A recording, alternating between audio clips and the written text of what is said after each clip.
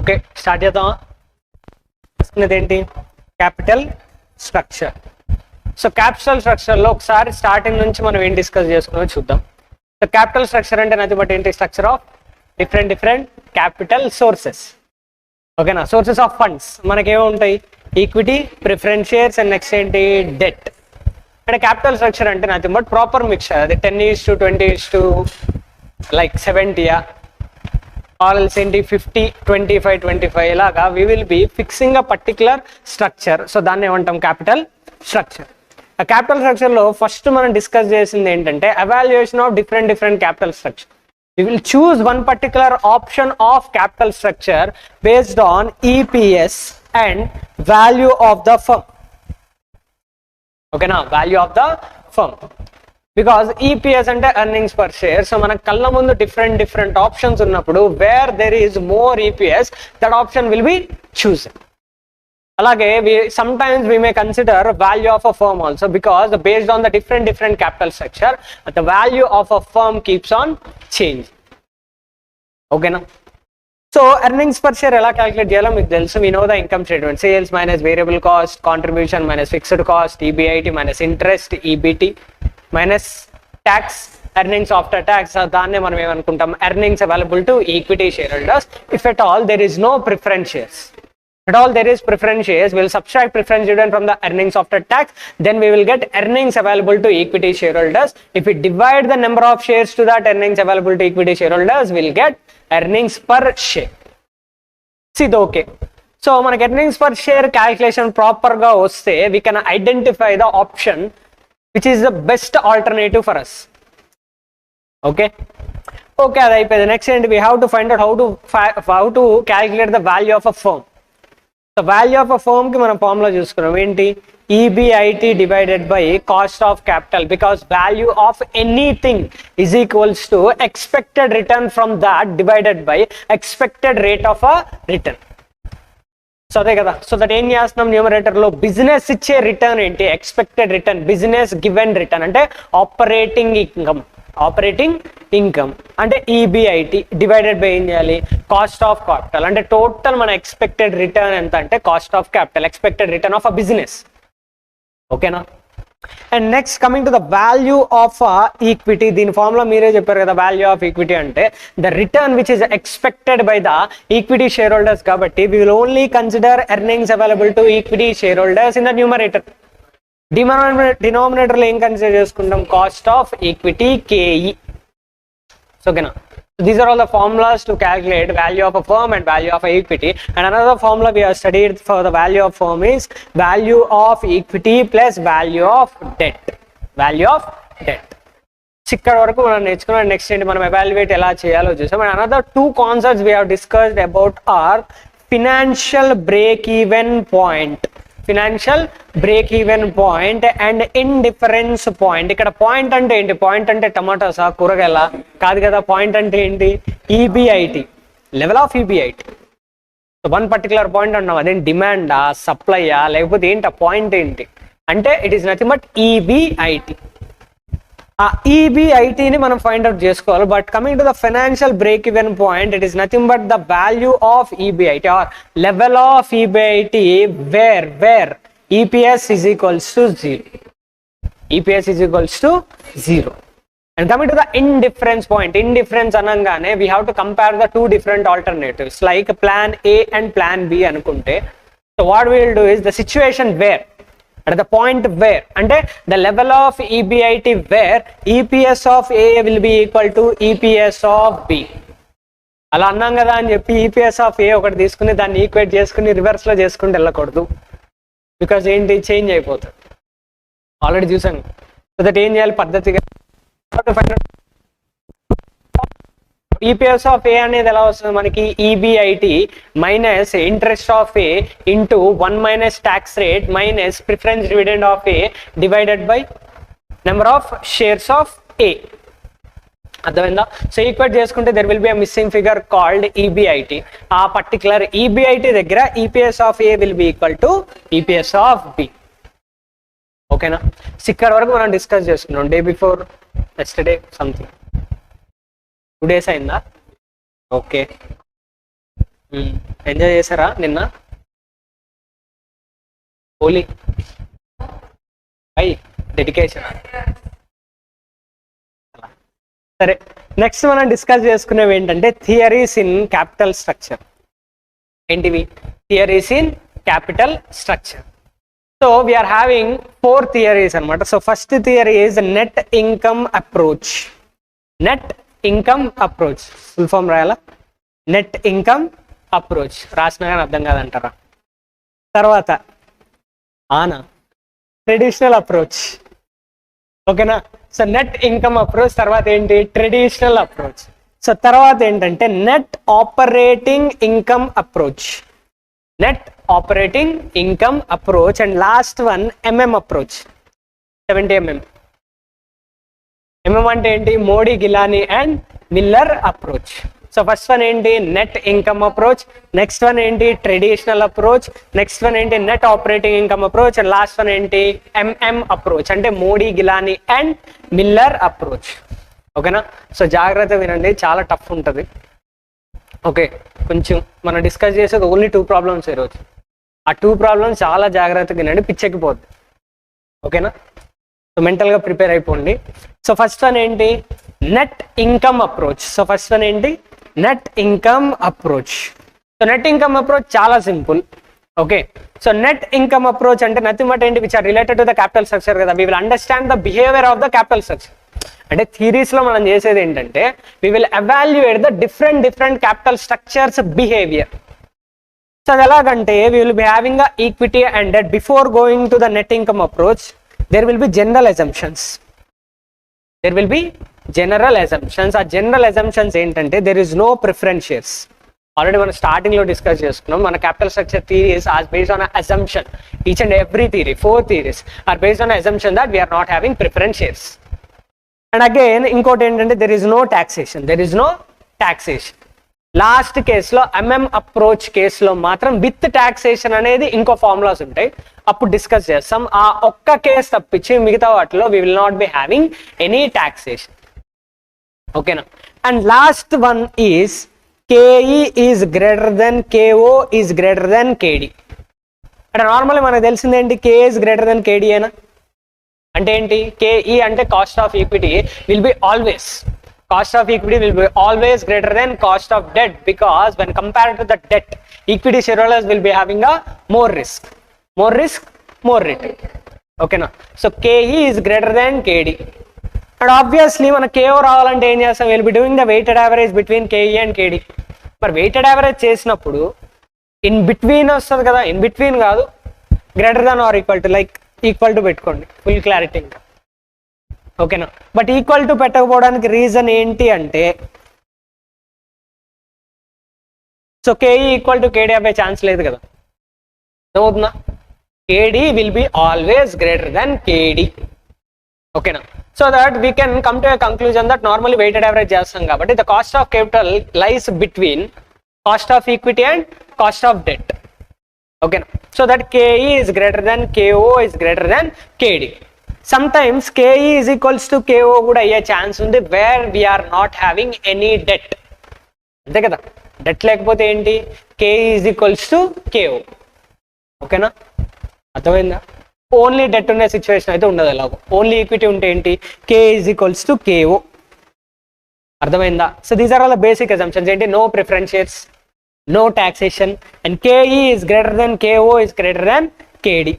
So అదే approach ను మనం చూసుకుంటే net income approach first approach KE and KD తీసుకుందాం. కేఈ వచ్చి 15% అనుకుందాం, 15%. కేడి 10% అనుకుందాం, అంతే కదా. K E is greater than KD. And one more thing, so KE KD అనుకున్నాం కరెక్ట్. ఇట్లా 4 times రాయడానికి రీజన్ ఏంటంటే we are having different plans. So different plans లో plan A or else plan 1 ఏంటంటే 90:10 అనుకుందాం. ఇఫ్ ఎట్ ఆల్ కేఈ 90% అయితే debt ఎంత, I mean equity 90% అయితే డెట్ ఎంత 10%. ఇది ఒక సిచ్యువేషన్. అండ్ సెకండ్ ప్లాన్ లో ఏంటంటే 60:40 అనుకుందాం. 60:40, 60% equity, 40% debt. And next third plan లో 40:60 అంటే 40% ఈక్విటీ, 60% డెట్. అండ్ లాస్ట్ కేసులో లెట్ us take 10:90 అంటే 10% ఈక్విటీ, 90% డెట్. అంటే these are all the different capital structures in front of us.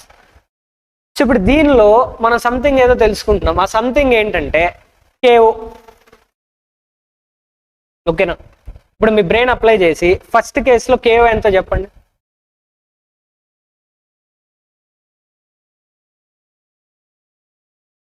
Using క్యాలిక్యులేటరా? KO ఎంత?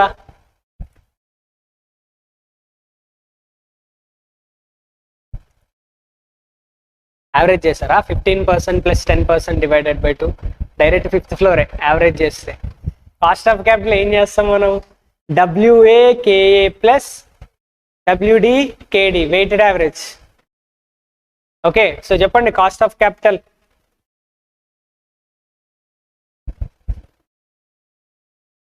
పర్లేదు వాడు ఎంత? 14.5. అర్థమైందా? కాస్ట్ ఆఫ్ క్యాపిటల్ ఎలా చేసాం? 15% into 0.9 plus 10% into 0.1, 14.5%. So next ఏంటి? 13% ఎగ్జాక్ట్గా. నెక్స్ట్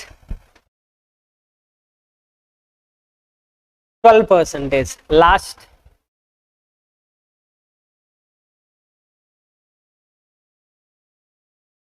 10.5%. చేసావా మురళి? 10.5%. 14.5 అందుకే కింద నుంచి రావాలి, మేము అదే చేసేవాళ్ళం అప్పటి. మామూలుగా ఉండదు. 14.5%, 13%, 12% అండ్ 10.5%. 10.5%. చూడ్డానికి సింపుల్గా కనిపించుంటుంది కానీ సో దీని వెనకాల చాలా దాగున్నాయి అనమాట. సో అవి బయటికి తీసుకొద్దాం వెలుగులోకి. ఓకే, సో ఒకసారి మనం ఇది గ్రాఫ్ లాగా వేసుకుంటే గ్రాఫ్. సో గ్రాఫ్ లో ఎక్స్ యాక్సిస్ లో we will be taking the percentage of debt or else percentage of leverage. Percentage of leverage. So ఒకసారి మనం అబ్జర్వ్ చేసుకుంటే 1, 2, 3, 4 మనం అబ్జర్వ్ చేసుకుంటే percentage of leverage, percentage of debt increase అయిందా decrease అయిందా? ఇంక్రీజా డిక్రీజా? Increase, because first కేసులో 10%, next కేసులో 40%, 60% and 90% కాబట్టి the percentage of debt will B increasing.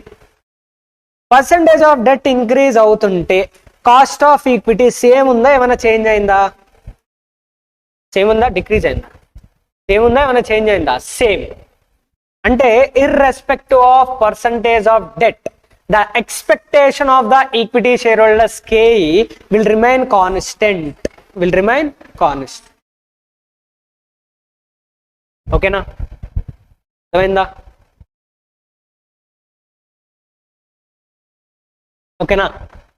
And అలాగే when percentage of debt is increasing, cost of debt increase అవుతుందా ఏమైనా decrease ఏమైనా అవుతుందా? Remains constant. అంటే నీకు 10% అయినా 10%, ఐ మీన్ 10% అంటే ఏంటి? 10% వెయిట్ అయినా 10%, 40% వెయిట్ అయినా 10%, 60% వెయిట్ అయినా 10%, 90% వెయిట్ అయినా 10%. The expectation of debt is not change. ఓకేనా? అర్థమైందా? But coming to the cost of capital, when percentage of debt is increasing, cost of capital ఏమవుతుందో చెప్పండి. ఇంక్రీజా డిక్రీజా? ఇంక్రీజా డిక్రీజ్. ఓకేనా? సేమ్ అవుతుంది డిక్రీజ్, అంతే కదా? If at all there is no debt, debt లేకపోతే కాస్ట్ ఆఫ్ క్యాపిటల్ ఏమయ్యేది? కాస్ట్ ఆఫ్ ఈక్విటీ అయినా అంటే కాస్ట్ ఆఫ్ ఈక్విటీ అంటే ఎంత? 15%. అంటే 100:0 అయితే ఎంత? 15%. సో గ్రాఫ్ ఎక్కడ స్టార్ట్ అవుతుంది? లైన్ వేయాలి ఇప్పుడు. ఓకే, 15%. నెక్స్ట్ ఏంటి? 14.5%, 13%, 12%, అండ్ నెక్స్ట్ ఏంటి? అలాగా 10.5%. ఓకే, కేడి అండ్ కేఓ, అంతే కదా? అర్థమైందా?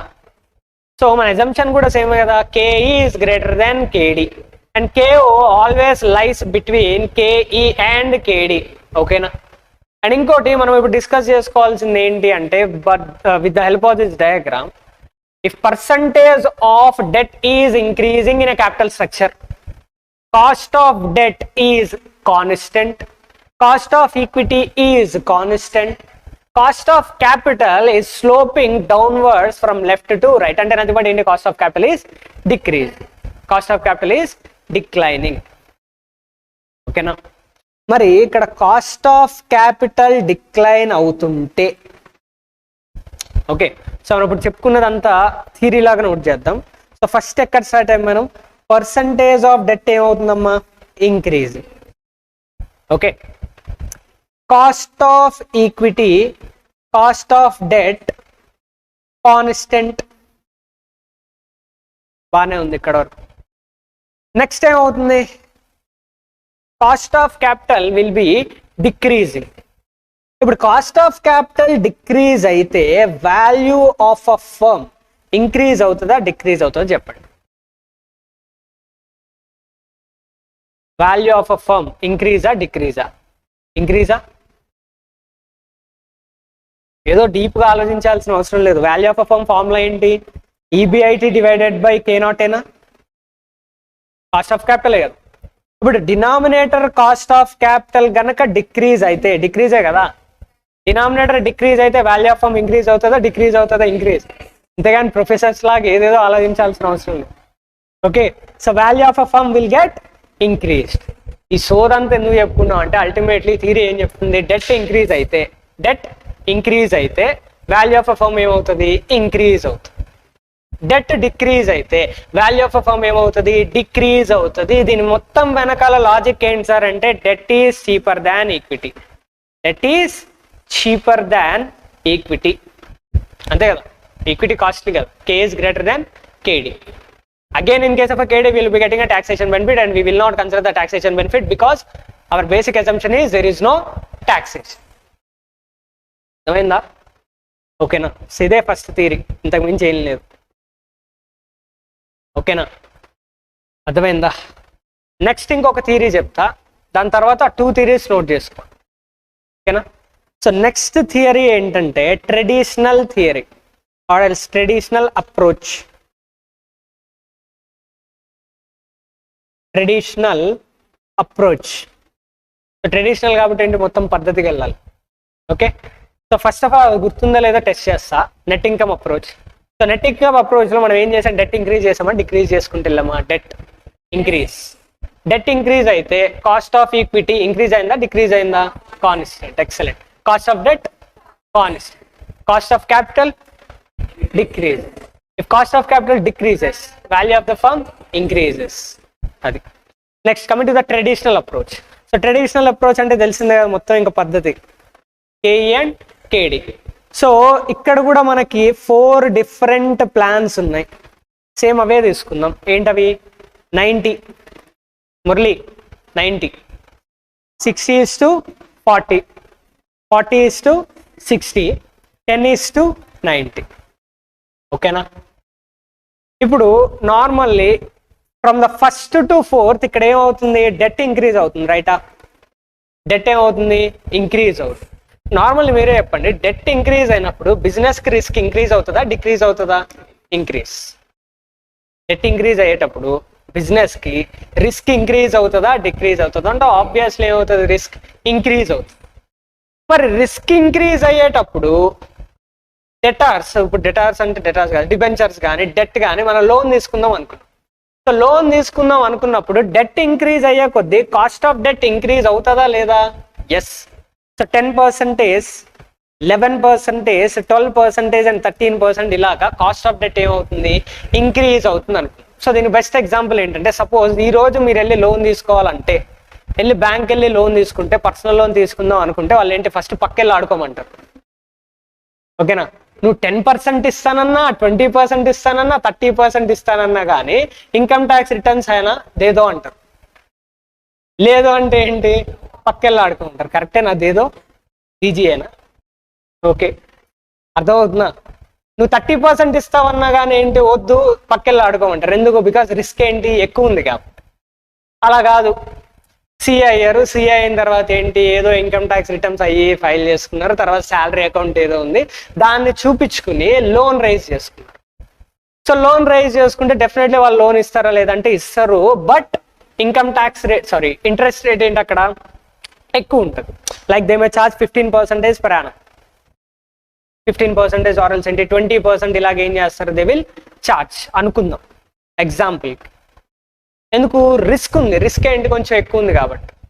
అలాగే over period of time risk decrease అవుతుంది అన్నప్పుడు, రిస్క్ డిక్రీజ్ అవుతుందని పర్సనల్గా ఎలా తెలుస్తుంది అంటే with the help of the CIBIL తెలుసా, సిబిల్ స్కోర్. ఇప్పుడు సిబిల్ స్కోర్ మన దగ్గర బాగుంటే అప్పుడు they will be get in to the conclusion that risk is less. అలా రిస్క్ లెస్సర్ ఉన్నప్పుడు వాళ్ళే వెంట పడతారు, లోన్ తీసుకోండి అని. సో అప్పుడు ఏంటి, లోన్ తీసుకోమన్నప్పుడు సో వాళ్ళు ఏంటి లైక్ 10%, 5% కూడా ఏం చేస్తారు, they will give you the loan. అర్థమవుతుందా? ఈ స్టోరీ అంతా ఎందుకు చెప్పుకుంటున్నాం, రిస్క్ ఎక్కువ అనిపిస్తే ఓకే ఇంట్రెస్ట్ ఏంటి ఎక్కువ ఎక్స్పెక్ట్ చేస్తారు ఇచ్చేవాళ్ళు, రిస్క్ తక్కువ అనిపిస్తే ఎక్స్పెక్ట్ చేసే వాళ్ళు ఏంటి తక్కువ ఎక్స్పెక్ట్ చేస్తారు. అర్థమవుతుందా? మన సిబిల్ స్ట్రాంగ్ ఉంది, రిస్క్ ఎక్కువ ఉన్నట్ట తక్కువ ఉన్నట్ట తక్కువ ఉంది. సో రిస్క్ తక్కువ ఉంది కాబట్టి మనకు డెట్ ఇచ్చే వాళ్ళు ఏంటి, they will expect the lesser return. అలాగే మన బిజినెస్ లో డెట్ ఇంక్రీజ్ అయిపోతుంది కాబట్టి రిస్క్ ఏమవుతుంది, ఇక్కడ ఇంక్రీజ్ అవుతుంది. మన సిబిల్ ఏంటి ఆబ్వియస్లీ డ్యామేజ్ అవుతూ వస్తుంది. సో ఆబ్వియస్లీ మనకి ఎవరైతే లోన్ ఇస్తారో ఆ లోన్ ఇచ్చే వాళ్ళు ఏంటి, they will expect the more return. Because last కేసులో చూసుకుంటే బిజినెస్ మొత్తంలో డెట్ ఎంత ఉంది, 90% ఉంది. ఓకేనా, ఎత్తేస్తే మొత్తం లేపడమే ఇంకా బిజినెస్ 90%. డిఫాల్ట్ రిస్క్ ఎక్కువ ఉంది అక్కడ. సో దట్ ఏంటి, బాబు నార్మల్ అయితే 10% ఇస్తా, బట్ నీ కేసులో రిస్క్ ఎక్కువ ఉంది కాబట్టి ఐ విల్ ఛార్జ్ 13% అంటారు. ఎవరు, కాస్ట్ ఆఫ్ డెట్ బాబాయ్లు. ఓకేనా, అండ్ ఓవరాల్ గా బిజినెస్ లో రిస్క్ ఎక్కువ అవుతుంది కాబట్టి ఆబ్వియస్లీ మన ఈక్విటీ బాబాయ్లు కూడా ఎక్కువ ఎక్స్పెక్ట్ చేస్తారా తక్కువ ఎక్స్పెక్ట్ చేస్తారా, ఆబ్వియస్లీ అంతే కదా. రిస్క్ ఎక్కువ ఇంక్రీజ్ అవుతుంది కాబట్టి ఇప్పుడు డెట్ ఇంక్రీజ్ అయితే బిజినెస్ లో రిస్క్ ఏంటి, డిఫాల్ట్ రిస్క్ కానీ లివరేజ్ కానీ ఇవన్నీ ఏంటి, ఫైనాన్షియల్ రిస్క్ ఇవన్నీ ఇంక్రీజ్ అవుతున్నాయి కాబట్టి డెట్ హోల్డర్స్ ఎక్స్పెక్టేషన్ కూడా ఇంక్రీజ్ అవుతుంది. At the same time equity share holders expectation కూడా ఏమవుతుందమ్మా, ఇంక్రీజ్ అవుతుంది. సో దట్ ఫస్ట్ ఏంటి పద్ధతిగా 15% అనుకున్నారు, బట్ నెక్స్ట్ ఏమవుతుంది ఇక్కడ డెట్ 40% అయింది. డెట్ 40% అయింది కాబట్టి హియర్ లెట్ us సే 14% అయింది అనుకుందాం, ఇంక్రీజ్ అయింది. ఎంత ఇంక్రీజ్ అయింది, 14%, 16% ఇంక్రీజ్ అయింది అనుకో. అండ్ అలాగే నెక్స్ట్ కూడా ఏమైంది, ఇంకా ఫర్దర్గా ఇంక్రీజ్ అయింది. సే 17% ఆర్ఎల్స్ ఏంటి 18% అనుకుందాం. ఓకేనా, మళ్ళీ నెక్స్ట్ ఏమైంది అనుకుందాం, సే 19%. ఇలాగా the expectation of the equity share holders will also increase, at the same time debt holders will also increase. అర్థమైందా?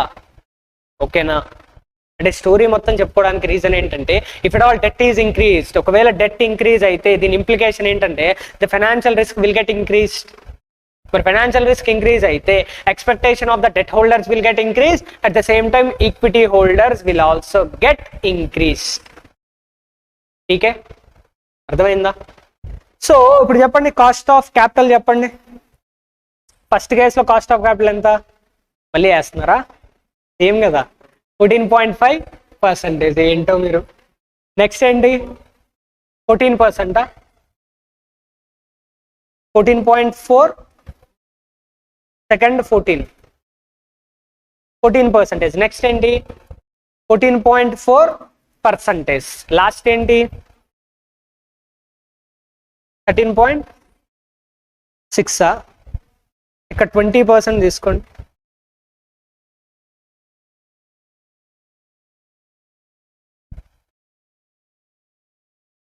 13.7 వస్తుందా, 22% తీసుకోండి.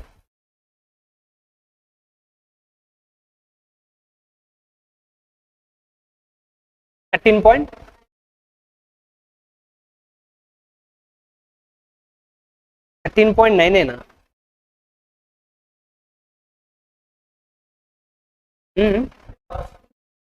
ఇంక్రీజ్ అవ్వ.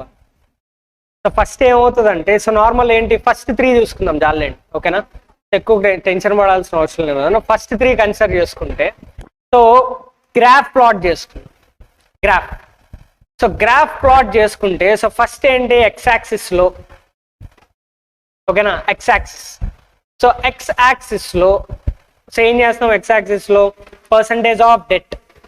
If percentage of debt is increasing,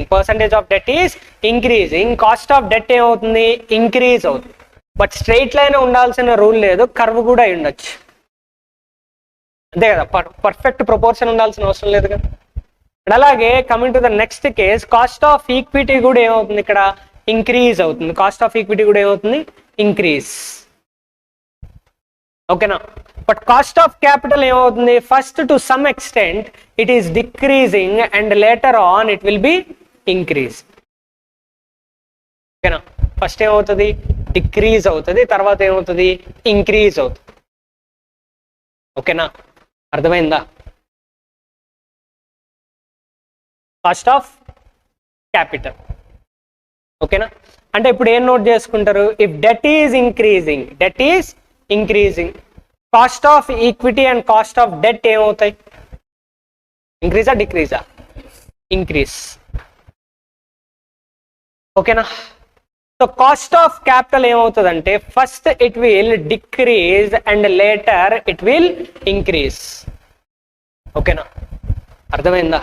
అదేం సార్ మరి ఏదో సిచ్యువేషన్ లో మరి ఇక్కడ డిక్రీజ్ కూడా అయింది కదా అంటే, ఇది థీరీస్ ఏంటి మనం ఫ్రేమ్ చేసుకుంది కాదు, ఎవరు ఫ్రేమ్ చేసింది. ఓకేనా. సో దట్ ఏంటి, based on the theory we have to follow. Decrease అవ్వడం తర్వాత ఏమవుతుంది, ఇంక్రీజ్ అవుతుంది. మరి దాని వెనక లాజిక్ ఏమై ఉంటుంది సార్ అంటే, నార్మల్లీ ఇక్కడ కాస్ట్ ఆఫ్ డెట్ వాళ్ళే ఒక 1% ఎక్స్ట్రా ఎక్స్పెక్ట్ చేస్తున్నారు కాబట్టి, కాస్ట్ ఆఫ్ ఈక్విటీ వాళ్ళు ఏంటి డ్రాస్టిక్ గా ఎక్కువ ఎక్స్పెక్ట్ చేస్తారు.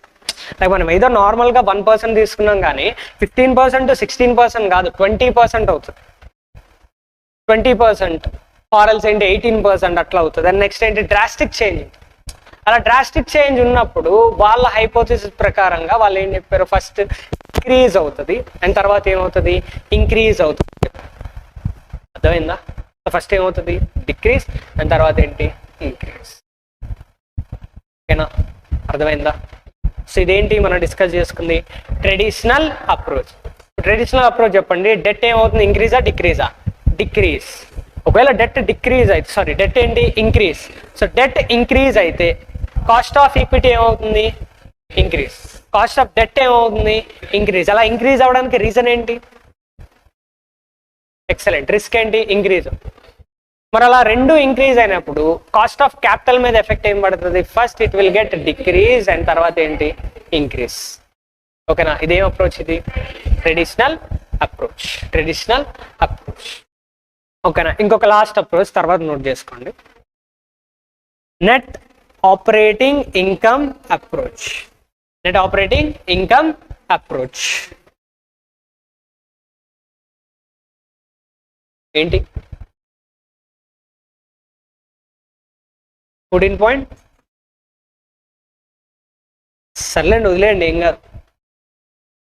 ఫస్ట్ 3 ఉన్నాయి కదా, ఇది చాలండి, ఎక్కువ నేర్చుకున్న problem. Net operating income approach.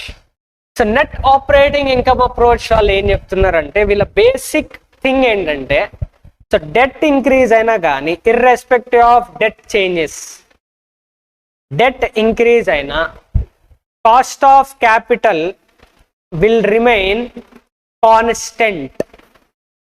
Cost of capital will remain constant అంట. ఓకేనా. డెట్ ఇంక్రీజ్ అయినా కానీ ఏమవుతుందంట, cost of capital will remain constant. మరి cost of capital remains constant అయితే వాల్యూ ఆఫ్ అ ఫర్మ్ ఏమవుతుంది, వాల్యూ ఆఫ్ అ ఫర్మ్ ఇంక్రీజా, same. ఎస్ చేస్తున్నారా. ఓకే. సో బేసిక్ థింగ్ ఏంటి, నెట్ ఆపరేటింగ్ ఇన్కమ్ అప్రోచ్ వాళ్ళ బేసిక్ ఐడియా ఏంటంటే, డెట్ ఇంక్రీజ్ అయితే, అంటే డెట్ ఇంక్రీజ్ అయినా డిక్రీజ్ అయినా ఏదైనా irrespective of the movement of the debt, cost of capital will remain constant. Okay. And అలాగే value of a firm, value of a firm will also remains constant అంట.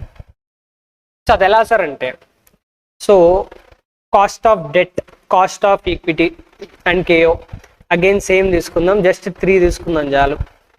So ఎంత, first ఏంటి 90:10, తర్వాత ఏంటి 60:40, next ఏంటి 40:60. ఓకేనా. సో ఇక్కడ as per this theory the cost of debt will remain constant. As per this net operating income approach, just like ఇది ఏది ఫాలో అవుతుంది in terms of cost of debt అంటే, first net income approach. So net income approach ఏంటి follow అవుతూ it is making the cost of debt as constant. ఎంత? 10%. 10% and 10%. ఓకేనా? అర్థమైందా? But cost of debt అనేది ఏంటి? Okay fine. Coming to the cost of equity. So first కేసులో ఏం తీసుకుందాం అంటే నార్మల్లీ మనకు తెలిసిందే 15%, ఎందుకంటే basic thing cost of equity will be greater than cost of debt. So 15% కాబట్టి కాస్ట్ ఆఫ్ క్యాపిటల్ ఏమవుతుంది? 14.5%. 14.5%. ఓకేనా? 14.5%. ఓకే, అంటే ఈ net operating income approach basic idea ఏంటంటే డెట్ ఇంక్రీజ్ అయితే రిస్క్ ఆబ్వియస్లీ ఇంక్రీజ్ అవుతుంది, నో డౌట్. బట్ ఆ increase in risk వల్ల ఎక్కువ ఎక్స్పెక్టెడ్ రిటర్న్ ఉంటుంది కదా, that expected return will be transferred only to the equity. Business లో రిస్క్ ఎక్కువ ఇంక్రీజ్ అవుతుంది కదా, సో బిజినెస్ లో రిస్క్ ఎక్కువ ఇంక్రీజ్ అయిన ఆ రిస్క్ ఇంక్రీజ్ వల్ల, ఆ ఇంక్రీజ్ ఇన్ రిస్క్ వల్ల వచ్చే impact coming to the next case అంటే ట్రెడిషనల్ అప్రోచ్ కేసులో we have transferred to the debt as well as we have transferred to the equity also. But coming to the net operating income, ఇక్కడ debt increase అయ్యే దాని వల్ల risk increase అవుతుంది కదా, ఆ risk increase అవ్వే దాని వల్ల రిటర్న్ ఇంక్రీజ్ అవుతుంది. సో రిటర్న్ ఇంక్రీజ్ అయిన దాన్ని ఎవరికి ట్రాన్స్ఫర్ చేస్తామంటే only to the equity holders. Only to the equity holders.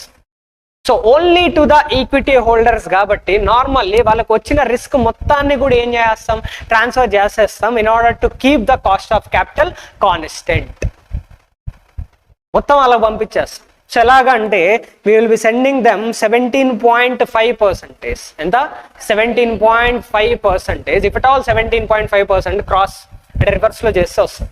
So 17.5% అంటే 17.5% into 0.6 plus 10% into 0.4 we will get 14.5%. అంటే కంపెనీకి ఉన్న ఎక్స్పెక్టెడ్ రిటర్న్ ఏంటి? 14.5%. కాస్ట్ ఆఫ్ క్యాపిటల్ ఏంటి? Same. But cost of capital same అయింది కానీ ఇక్కడ ఏంటి? Due to the increase in the debt risk will be increased by which return will also gets increased. But ఆ రిటర్న్ ఎవరికి మాత్రమే transfer చేసామంటే only to the equity. Whereas in case of a traditional approach we have transferred to the cost of debt, అంటే debt కి transfer చేసాం, at the same time ఏంటి? Equity also. అర్థమైందా? ఓకేనా? ఓకే, నెక్స్ట్ ఏంటి? 22.5%. 21.25. ఓకే, 21.25%. ఇప్పుడు మీరు ఏదైతే ఆన్సర్ చెప్పారో 21.25 అని, దానికంటే ఒక ఫార్ములా ఉంటుంది. అంటే జస్ట్ మనం ఏదైతే చేస్తున్నామో దాన్నే ఒక ఫార్ములా లాగా ఇచ్చి ఉంటారు. ఓకేనా? ఒకవేళ అది గుర్తు లేకపోయినా నష్టమేం లేదు. ఓకే, సో జనరల్ ఫార్ములా ఉంటుంది కేఈ, అంతే కదా మీరు చేసింది. Cost of equity is equals to cost of capital plus cost of capital minus cost of debt into det divided by equity అనే ఒక ఫార్ములా ఉంటుంది. అది మెల్లగా డిరైవ్ చేస్తాం. ఎవరికైతే అర్థం కాలేదు అంటే 17.5 ఎలా వచ్చింది, 21.25 ఎలా వచ్చింది అని అర్థం కాకపోయినా నష్టమేం లేదు, అది మనం మళ్ళీ డిస్కస్ చేస్తాం. But ultimately, you have to keep in mind is cost of capital will always remains same. ఓకేనా? సో ఇక్కడ ఎవరికి ట్రాన్స్ఫర్ చేస్తున్నాం? రిస్క్ ఎవరికి ట్రాన్స్ఫర్ చేస్తున్నాం అంటే only to the equity holders in the form of a return. ఓకేనా? అర్థమైందా? ఓకేనా? సో అందుకే ఇప్పుడు రిస్క్ ఎవరికి ట్రాన్స్ఫర్ చేస్తాం? ఇక్కడ రిస్క్ కానీ రిటర్న్ కానీ ఎవరికి ట్రాన్స్ఫర్ చేస్తున్నాం? కాస్ట్ ఆఫ్ ఈక్విటీ అంటే ఈక్విటీ హోల్డర్స్ కి ట్రాన్స్ఫర్ చేస్తున్నాం. సో రిస్క్ ట్రాన్స్ఫర్ చేస్తున్నాం కాబట్టి వాళ్ళ రిటర్న్ కూడా ఏమవుతుంది? ఇక్కడ ఇంక్రీజ్ అవుతుంది. రిస్క్ ఎవరికి ట్రాన్స్ఫర్ చేసేసాం? Equity holders. Risk equity holder కి ట్రాన్స్ఫర్ చేసాం కాబట్టి ఫర్మ్ నెత్తి మీద ఉంటుంది ఏమన్నా రిస్క్? లేదు కదా. సో ఫర్మ్ హెడ్ మీద ఏ రిస్క్ ఉండదు కాబట్టి, because risk is already transfer to the equity holders కాబట్టే value of a firm will remains constant.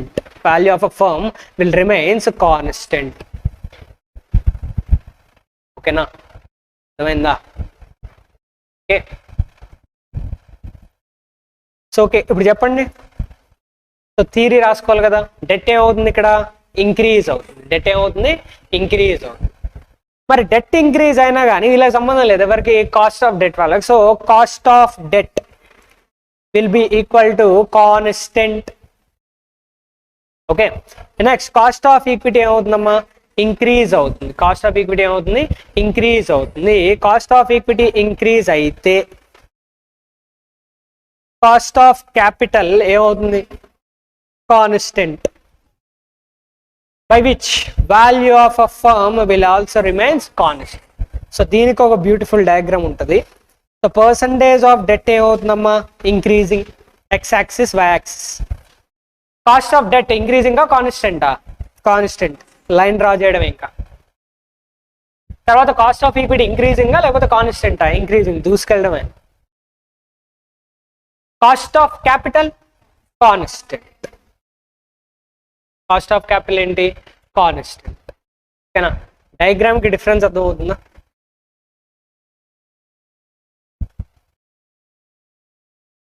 First diagram. ఓకేనా? Next diagram. మధ్యలో వదిలేండి. ఓకేనా? సో ఫస్ట్ డయాగ్రామ్ ఏంటి మనం డ్రా చేసింది? Net income approach. ఇదేంటి? Net operating income approach. KD, K E,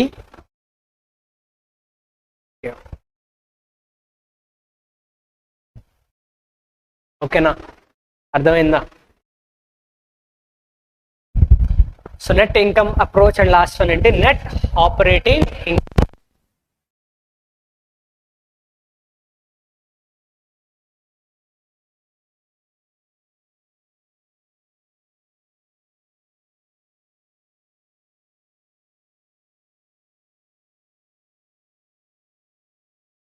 చేసుకుంటే కాస్ట్ ఆఫ్ ఈక్విటీ ఏమైనా చేంజ్ అయిందా? నో, వాళ్ళకి సంబంధం లేదు. కాస్ట్ ఆఫ్ డెట్ ఏమైనా చేంజ్ అయిందా? నో, వాళ్ళకు కూడా సంబంధం లేదు. ఇప్పుడు ఇంక్రీజ్ అయినా డిక్రీజ్ అయినా దేని మీద ఎఫెక్ట్ అవుతుంది? Overall cost of capital. So that overall cost of capital మీద ఇంపాక్ట్ పడింది కాబట్టి it will show the impact on the value of a firm. It will show the impact on a value of a firm. Impact ఏదున్నా దేని మీద పడుతుంది ఇక్కడ? Value of a firm. Impact ఏదున్నా ఎవరి మీద పడుతుంది ఇక్కడ? Equity holders. అదే తేడా, మిగతాదంతా సేమ్ టు సేమ్. ఓకేనా? Net income approach shows the effect on ఫర్మా, ఈక్విటీ హోల్డర్స్. ఫర్మేగా. ఈ రెండు ఇంత కాన్స్టెంట్ ఉన్న తర్వాత కూడా ఇంకేంటి వెనకడిగకూడదు, ఫర్మ్. కాబట్టి నెక్స్ట్ కేస్ అంటే net operating income approach will show the impact on equity. ఇంత క్లియర్ గా తెలుస్తుంది కదా. డెట్ వాళ్ళకి ఏమైనా ఉందా? ఏదైనా కానీ మా 10% నాకు ఇవ్వండి అంట. ఫర్మ్ కూడా ఏంటి? It will remain constant. But coming to the cost of equity increase. Okay, టీకే. నోట్ చేసుకోండి. సో మధ్యలో ఏమన్నా చిన్న చిన్న డౌట్స్ వస్తే అడగండి.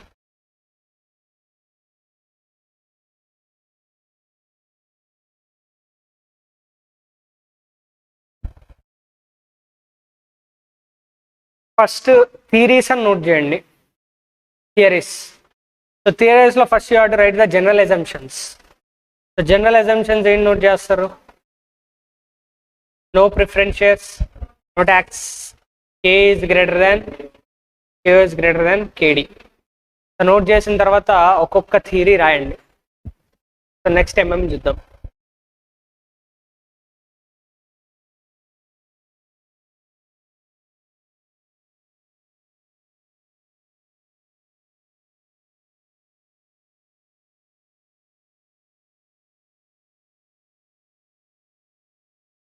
మిగతా వాళ్ళు లేరు అసలు, ఉన్నారా? ఊరు వెళ్ళిపోయారా?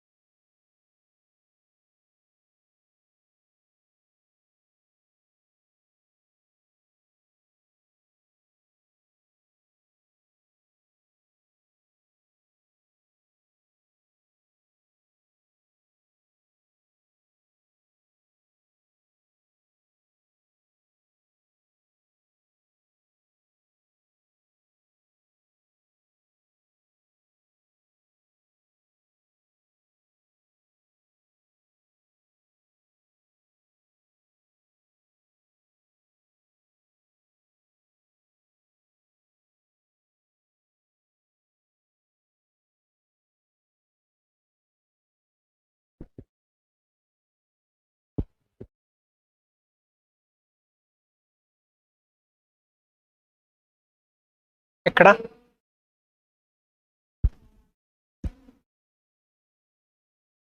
EBIT divided by KO.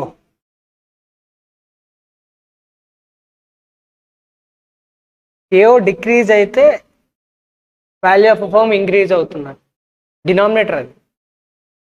అదే ఆరో మార్క్ పక్కన డినామినేటర్ DENOM, డినామినేటర్ డిక్రీజ్ అవుతుంది అన్నట్లు. Denominator decreases value of firm increases అని చెప్పుకున్నాం కదా ఆ పాయింట్.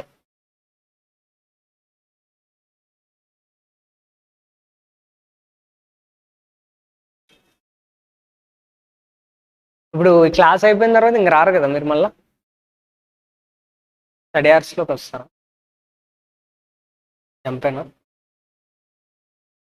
థియరీ ఒకటి డిస్కస్ చేసుకోవాలి తర్వాత మనం, అంటే ఇప్పుడు కాదులేం కానీ అది రికార్డ్ చేసి ఆన్లైన్ ఇచ్చేస్తా రేపు. థియరీయా సండే అయినా ఉంటుంది, తీసేసుకుందాం అయిపోద్ది. మా అయితే 5 hours ఉంటుందేమో.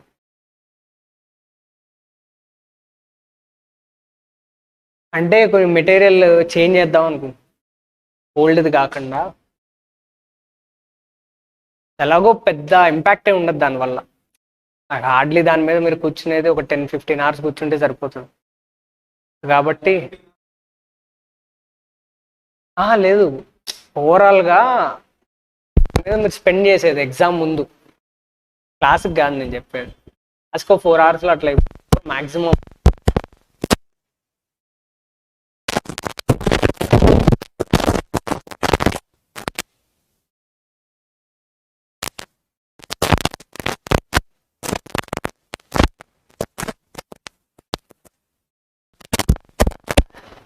ఓకేనా? సో ఇలా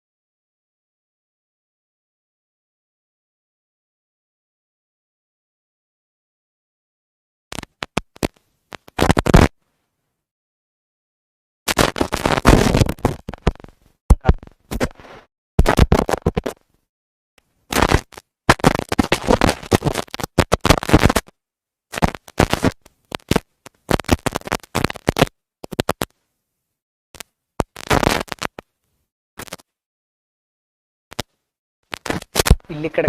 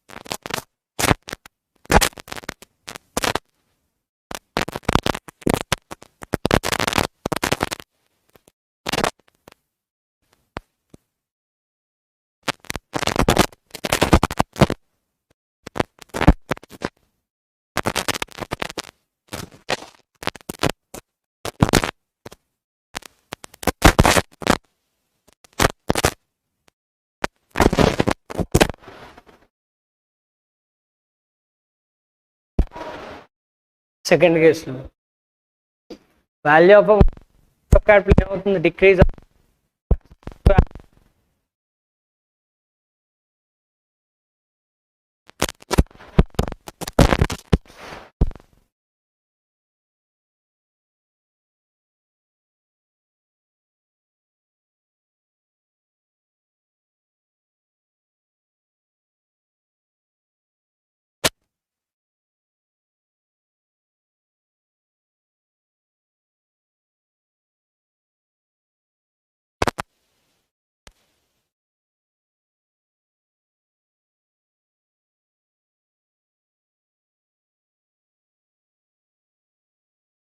ఓకే, సో ఎంఎం అప్రోచ్ అంటే ఏంటి, Modigliani and Miller approach. Okay, so Modi Geelani and Miller approach ఏం చెప్పారంటే వాళ్ళిద్దరు కలిసి if at all debt is increasing, and debt is increasing or decreasing irrespective of the capital structure, whatever the capital structure may be, cost of capital will remain constant and value of a firm will also remains constant. అంటే okay, so debt increase అవుతున్నా కానీ cost of debt will remain constant anyhow. Cost of capital will also remains constant. Cost of equity ఏంటి, obviously it will show the impact on the equity. అంటే nothing but MM approach is same like net operating income approach. ఓకేనా, same like net operating income approach. అంటే irrespective of the debt అంటున్నారు అక్కడ. ఓకేనా, suppose మన దగ్గర 2 companies ఉన్నాయి అనుకుందాం, let us say A company and B company. So A కంపెనీలో టోటల్ ఈక్విటీ ఈజ్ ఈక్వల్స్ 100% అనుకుందాం, and coming to the B company debt ఉంది, at the same time equity ఉంది, ఇన్ ద రేషియో సే 20:80 రేషియోలో అనుకుందాం. అంటే debt 20, equity ఎంత 80. ఓకేనా, ఏ ఏంటి, ఈక్విటీ ఈజ్ ఈక్వల్స్ టు 100%. అంటే మనోళ్ళు చెప్పింది అంటే based on MM approach or else net operating income approach irrespective of the capital structure. అంతే కదా, డెట్ ఇంక్రీజ్ అయినా డిక్రీజ్ అయినా ఏంటి, there will be no impact అంటారు. So that irrespective of the capital structure value of a firms should be equal. Value of a firm A should be equal to value of a firm B. Equalize అవుతాయి అని చెప్తున్నా. ఓకేనా, అర్థమవుతుందా? And వీటిని ఏమంటామంటే ఏ only equity ఉంది, debt ఏమైనా ఉందా, నో. డెట్ లేకపోతే ఫినాన్షియల్ రిస్క్ ఉంటుందా, no. Debt interest, so there will be no financial leverage. అంటే రిస్క్ ఇంకొనేమేంటి, leverage. So that there is no leverage కాబట్టి దీన్ని ఏమంటామంటే అన్లివర్డ్ ఫర్మ్ అంటాం, unlevered firm. Coming to the B case, B అనే కంపెనీని మనం ఏమంటామంటే లివర్డ్ కంపెనీ అంటాం, ఆర్ ఎల్స్ ఏంటి, levered firm. Because here there is a debt even 1 rupee ఉన్నా కానీ there will B interest, fixed interest. So there will be a fixed interest, so that risk, financial risk. So that దాన్ని ఏమంటామమ్మా మనం, levered firm అంటాం, levered firm. So only equity ఉంటే దాన్ని ఏమంటాం మనం, unlevered firm. ఓకేనా, సో ఈ ఎంఎం ఏం చెప్పారంటే at one particular point of time the value of A will be equal to value of B అని చెప్పారు. ఈక్వలైజ్ అవ్వాలి ఖచ్చితంగా. డెట్ ఎంత ఉన్నా, 10% ఉన్నా, 50% ఉన్నా, 90% ఉన్నా, అసలు డెట్టే లేకపోయినా కానీ the value of that 2 different firms has to B equalised after certain point of time అంట. అది ఎలా ఈక్వలైజ్ అవుతుంది, ఎలా ఈక్వేట్ అవుతుంది అనేది ఎలా ఎక్స్ప్లెయిన్ చేశారంటే with the help of arbitration. ఓకేనా, ఇది చాలా ఇంపార్టెంట్ అండ్ టఫ్. ఓకేనా, so with the help of the arbitration, a arbitration process వల్ల value of a levered firm will gets equal to value of unlevered firm అని చెప్పారు. ఎవరు చెప్పారు, M and M. So మళ్ళీ చెప్తున్నా, జాగ్రత్తగా వినండి. We are having 2 different firms. ఒక ఫర్మ్ లో ఏంటి levered and another firm is unlevered. అంటే ఒక దాంట్లో ఈక్విటీ ఉంది, ఇంకో దాంట్లో ఏంటి ఈక్విటీ ప్లస్ డెట్ ఉంది. అండ్ అదర్ దెన్ దాట్ మిగతా అన్ని సేమ్. ఇంకా అండ్ అది చేసే సేల్స్ కానీ ప్రాఫిట్స్ కానీ, like profits in the sense contribution and EBIT, ఇవన్నీ ఏంటి ఇంకా same. The only difference is it is levered and that is unlevered. అంటే ఒకటి ఓన్లీ ఈక్విటీ అండ్ ఇంకోటి ఏంటి డెట్ ప్లస్ ఈక్విటీ. ఇప్పుడు ఎంఎం ఏం చెప్తున్నారంటే అది లివర్డ్ కానీ అన్లివర్డ్ కానీ after the arbitration process ultimately the value of a firm will be equal to value of a unlevered firm అంట. అంటే ఏ ప్రాసెస్ వల్ల జరుగుతుంది అంటే ఇదంతా ఆర్బిట్రేషన్. ఇంతకు ఆర్బిట్రేషన్ అంటే ఏంటి? సో ఆర్బిట్రేషన్ అంటే ఏంటంటే, so there will be arbitrator. Let us say Murali, నీకు నచ్చిన ఫ్లవర్ ఏంటి? రోజా. సో మురళికి ఏమంటే ఇష్టం? రోజ్ అంటే ఇష్టం. ఓకే, సో రోజెస్ అంటే ఇష్టం. సో రోజెస్ అంటే ఇష్టం అండ్ మనోడికి 2 డిఫరెంట్ మార్కెట్స్ ఉన్నాయి, తెలిసిందే కదా. ఒకటి ఎర్రగడ్డ మార్కెట్, తెలుసా? ఎర్రగడ్డ market fruits, flowers. Okay, and ఇంకెక్కడ దొరుకుతాయి ఫ్లవర్స్? ఏం నటిస్తున్నారు ఏమో అంటే. నెక్స్ట్ ఏంటి? నార్మల్ ఎక్కడ సెల్ చేస్తారో తెలియదు, అది నార్మలే కదా, ఇంట్లో దేవుడికి పెడతారు కదా. ఓకే సరే, ఇంకోటి ఎక్కడ మనది మూసాపేట్, అది భరత్నగర్ తెలుసా? మూవీ థియేటర్స్ తెలుసా? పోనీ లక్ష్మీకళ, శశికళ. ఓకే, భరత్నగర్ మార్కెట్ ఏంటి? సర్లే, ఏదో నార్మల్ కోప్పడకు ఇప్పుడు. ఓకేనా, ఒకటి ఎర్రగడ్డ మార్కెట్, ఇంకోటి ఏంటి భరత్నగర్ మార్కెట్. ఓకేనా, సో ఎర్రగడ్డ మార్కెట్లో రోజెస్ ఒక్క రోజు ప్రైస్ ఎంత అంటే సే 10 రూపీస్ అనుకుంది. ఇది ఎర్రగడ్డ, ఏది ఇదేనా? ఓకేనా, 10 రూపీస్ పర్ రోజ్.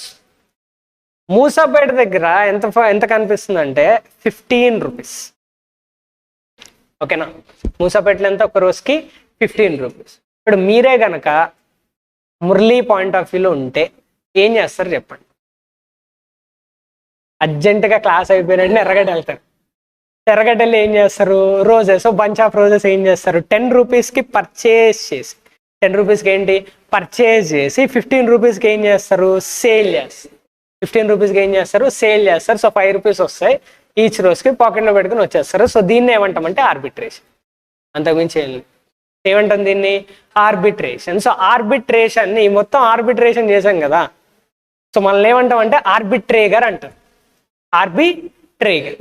సో ఆర్బిట్రేగర్ బాబాయ్ ఏం చేస్తాడంటే హై వాల్యూ ఉన్న చోట సేల్ చేసి చీప్గా ఎక్కడ దొరుకుతుందో అక్కడ పర్చేజ్ చేస్తాడు. అంటే నది బట్ ఏంటి, చీప్గా ఉన్న చోట పర్చేజ్ చేసి హై ఉన్న దగ్గర ఏం చేస్తాడు?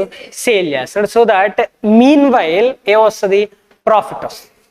Mean while he will be earning a profit. ఓకేనా, అర్థమైందా? సో దీనిలో మ్యాజిక్ ఏం లేదు, నార్మల్గా జరిగేది కదా. సో ఎంటైర్ ప్రాసెస్నే మనం ఏమంటామంటే ఆర్బిట్రేషన్ అంటాం. ఏమంటాం? ఆర్బిట్రేషన్. సో మొత్తం ఆర్బిట్రేషన్ అంటే మీకు ఏం గుర్తు రావాలి? చీప్ ఉన్న దగ్గర పర్చేస్ చేస్తాం, సో కాస్ట్ ఉన్న చోట ఏం చేస్తాం? సేల్ చేస్తాం. ఓకేనా, సో అలాగే let us take the question.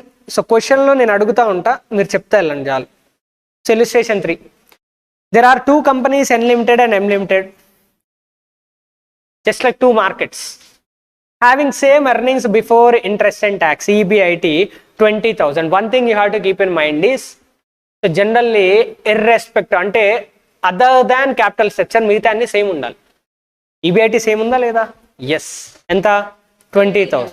And next, M Limited is a livered company having a debt of 1 lakh rupees at the rate 7% of rate of return, rate of interest. అర్థమైందా? M Limited ఏంటి? లివర్డ్ company. M Limited ఏంటి? లివర్డ్ company. లివర్డ్ company అనడానికి reason ఏంటి? లివర్డ్ అంటే risk. So risk కాబట్టి it will be having a det of 1 lakh rupees, 7% per interest, rate of interest. The cost of equity of N Limited ఎంత? 10%. ఎంతకి N Limited లివర్డా unlevered అన్నట్టు? ఇప్పుడు unlevered. లివర్డా అన్లివర్డా? Unlevered. Next, and of M Limited is 11.50%. So ఇప్పుడు M Limited levered కంపెనీలో cost of equity ఎంత? 11.50%. మరి అంతే కదా, లివరేజ్ ఎక్కువ ఉందంటే రిస్క్ ఎక్కువ ఉంది, రిస్క్ ఎక్కువ ఉంది అంటే కాస్ట్ ఆఫ్ ఈక్విటీ ఏంటి ఇక్కడ? 11.50%. ఓకేనా, సో ఇప్పుడు మీరు నాకు చెప్పాల్సింది ఏంటంటే just tell me the value of a firm, అంటే value of N Limited and value of M Limited, అంతే. So just tell me value of N Limited and value of M Limited.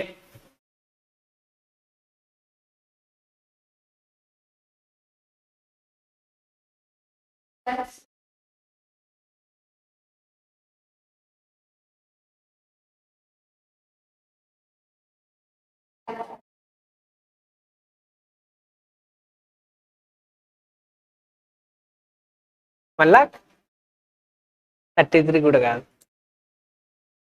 1,13,000 correct.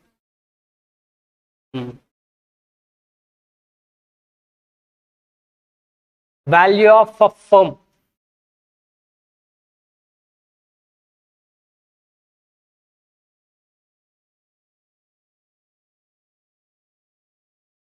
Calculation wrong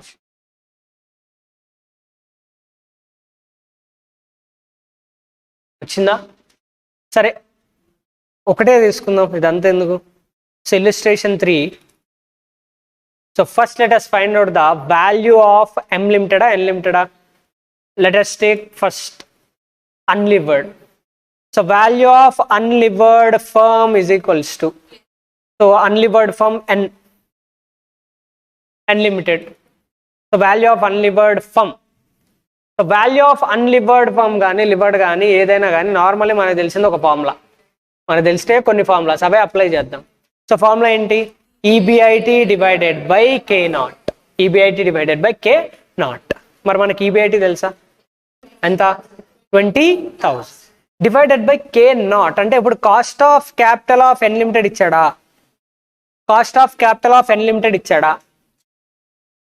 cost of equity of N Limited ఇచ్చాడు కదా. Cost of equity of N Limited ఎంత? 10%. If cost of equity of N Limited is 10%, just tell me the cost of capital. 10%. Because since it is an unlevered firm, there is no debt. Since there is no debt, cost of equity will be equal to cost of capital. Cost of capital. Debt ఉన్నది కదా. So ఏం చేయాలి? Divided by cost of ఈక్విటీయే తీసుకోవాలి. So cost of equity ఎంతమ్మా? 10%. That is equals to 2 lakhs. సింపులేనా? And next ఏంటి? Value of levered firm. Value of levered firm. First 2 ప్రాబ్లమ్స్కి రిలేటెడ్ ఈ కాన్సెప్ట్ మొత్తం. Value of a levered firm అంటే ఏంటమ్మా? ఇక్కడ ఎం లిమిటెడ్. ఎం లిమిటెడ్ అంటే సేమ్ మనకు తెలిసిన ఫార్ములా తీసుకుందాం. First EBIT divided by K nought. EBIT తెలుసు కదా 2 lakhs divided by K nought తెలుసా? కే నాట్ సరే 2 lakhs అన్నానా, సారీ 20,000. కే నాట్ తెలుసా? కే నాట్ తెలుసా? But we know the cost of equity of 11.5. ఎవరిది? N Limited. M Limited. Cost of equity is equals to cost of capital అనేసుకుందామా? కరెక్టా? అది లేదు కదా. ఎందుకు? Debt. Since we are having debt, definitely మనకైతే ఒకటి తెలుసు కదా, cost of equity is not equals to cost of capital. మరి ఏం చేద్దాం? సో ఏం చేద్దాం అంటే ఇంకొక ఫార్ములా తెలుసు కదా, అది ట్రై చేద్దాం. సో ఇంకొక ఫార్ములా ఏంటి? Value of equity plus value of debt. Just మనకు తెలిసినవి అక్కడ అప్లై చేయడం అంతే. మన క్లాస్లో డిస్కస్ చేసుకునేది కూడా చాలా లిమిటెడ్ ఫార్ములాస్. ఆ లిమిటెడ్ ఫార్ములాస్ని అప్లై చేస్తే సరిపోదు. ఒక ఫార్ములా అప్లై చేసాం, రాదు అని తెలిసింది. ఏం చేయాలి నెక్స్ట్? ఇంకో formula value of equity plus value of debt. Full form note చేయండి. సో వాల్యూ ఆఫ్ ఈక్విటీ ఎలా వస్తుంది? Earnings available to equity share holders divided by KE plus value of debt which is equal to earnings available to equity share holders అంటే we know the EBIT right. ఎంత? 20,000 minus interest. Interest ఎంతమ్మా? 1 lakh into 7%. 1 lakh into 7% divided by K E ఎంత? 11.5% plus value of a debt ఎంత? 1 lakh. So that is equal to ఎంత? 2,13,043 point something 0.47 shares. Sorry 0.47. ఓకేనా? ఇదేంటి? Value of a levered. So value of a levered firm and next ఏంటి? Value of a unlevered firm. ఇప్పుడు value of a levered firm ఎక్కువ ఉందా? Value of unlevered firm ఎక్కువ ఉందా? Value of a levered. So value of a levered firm ఎక్కువ ఉంది కాబట్టి just like Erragadda market and another market, what is that? Moosapet market. So just like that. అలాగే ఇవే 2 different markets అంటే ఎక్కడ పర్చేస్ చేయాలి, ఎక్కడ సేల్ చేయాలి. ఎక్సలెంట్. అన్లివర్డ్లో ఏం చేయాలి, పర్చేస్ చేయాలి. లివర్డ్లో ఏం చేయాలి, సేల్ చేయాలి. ఓకేనా. సో లివర్డ్లో సేల్ చేయాలి కాబట్టి will be an assumption that we are already having the shares in levered. ఓకేనా. So let us take an example. Okay, so చైతన్యం తీసుకుందాం. ఎవరైనా పేరు ఏమైనా చెప్పారా, లేదు కదా. Let Chaitanya is having 10% shares. ఎందుకు 10% అంటే మీరు కావాలంటే 20% తీసుకో, ఇదేంటి ఎగ్జాంపుల్ అని. Okay, so let Chaitanya is having 10% shares in 10% shares in levered firm M Limited. M లిమిటెడా అన్లిమిటెడా, ఎం లిమిటెడ్. ఓకేనా. ఓకే, ఇప్పుడు ఏం చేయాలి, జస్ట్ ఎం లిమిటెడ్లో సేల్ చేసి, ఓకేనా, ఎన్ లిమిటెడ్లో ఏం చేయాలి, పర్చేస్ చేయాలి. ఎన్ లిమిటెడ్లో సేల్ చేసి ఎన్ లిమిటెడ్లో ఏం చేయాలి, పర్చేస్ చేయాలి. ఓకేనా. సో ఇక్కడ నుంచి జాగ్రత్త వింటారండి. సో ఫస్ట్ ఏం చేయాలి, సేల్, తర్వాత ఏం చేయాలి, పర్చేస్.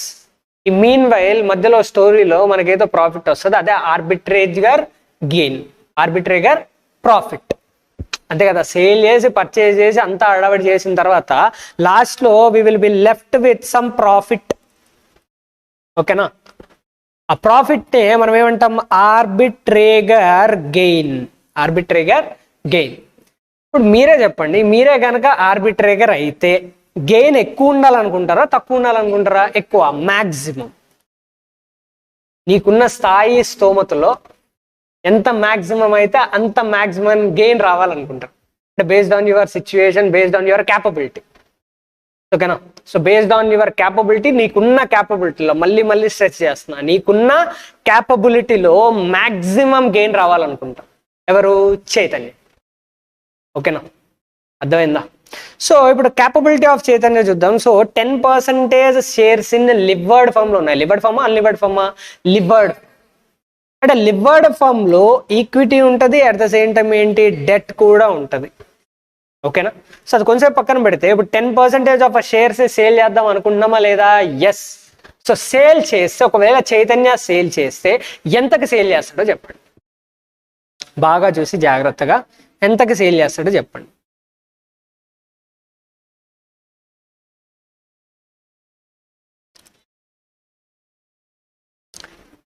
చైతన్య పొజిషన్ నుండి ఆలోచించండి. 10% షేర్స్ ఉన్నాయి ఎందులో, ఎం లిమిటెడ్లో.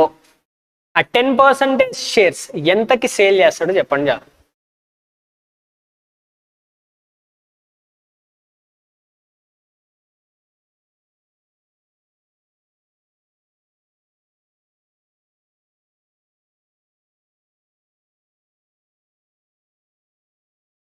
ఎంత, 1300. ఎక్సలెంట్. ఎందుకు, అక్కడ earnings availability equity share holders ఎంత, 20,000 minus 7,000.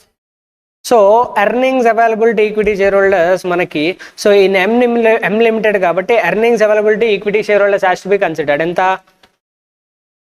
20,000 minus 7,000, that is equals to 13,000. So 13,000 earnings available to equity share holders total. But ఆ టోటల్లో మనోడి షేర్ ఎంత, 10%. సో ఇంటూ 10% కాబట్టి, so normal earnings available to equity share holders 13,000 into 10%, we get 1,300. We get 1,300. ఓకేనా, అర్థమైందా. Okay, అర్థమవుతుందా ఇదంతా ఎందుకు చేస్తున్నామో. We need to find out the incremental income. M లిమిటెడ్లోనే ఉండుంటే 1,300, ఎన్ లిమిటెడ్లో ఉంటే 2130.43. అంతేనా, ఇంకేమన్నా సబ్స్ట్రాక్ట్ కానీ యాడ్ కానీ చేయాలి, ఒకసారి చూడండి జాగ్రత్తగా.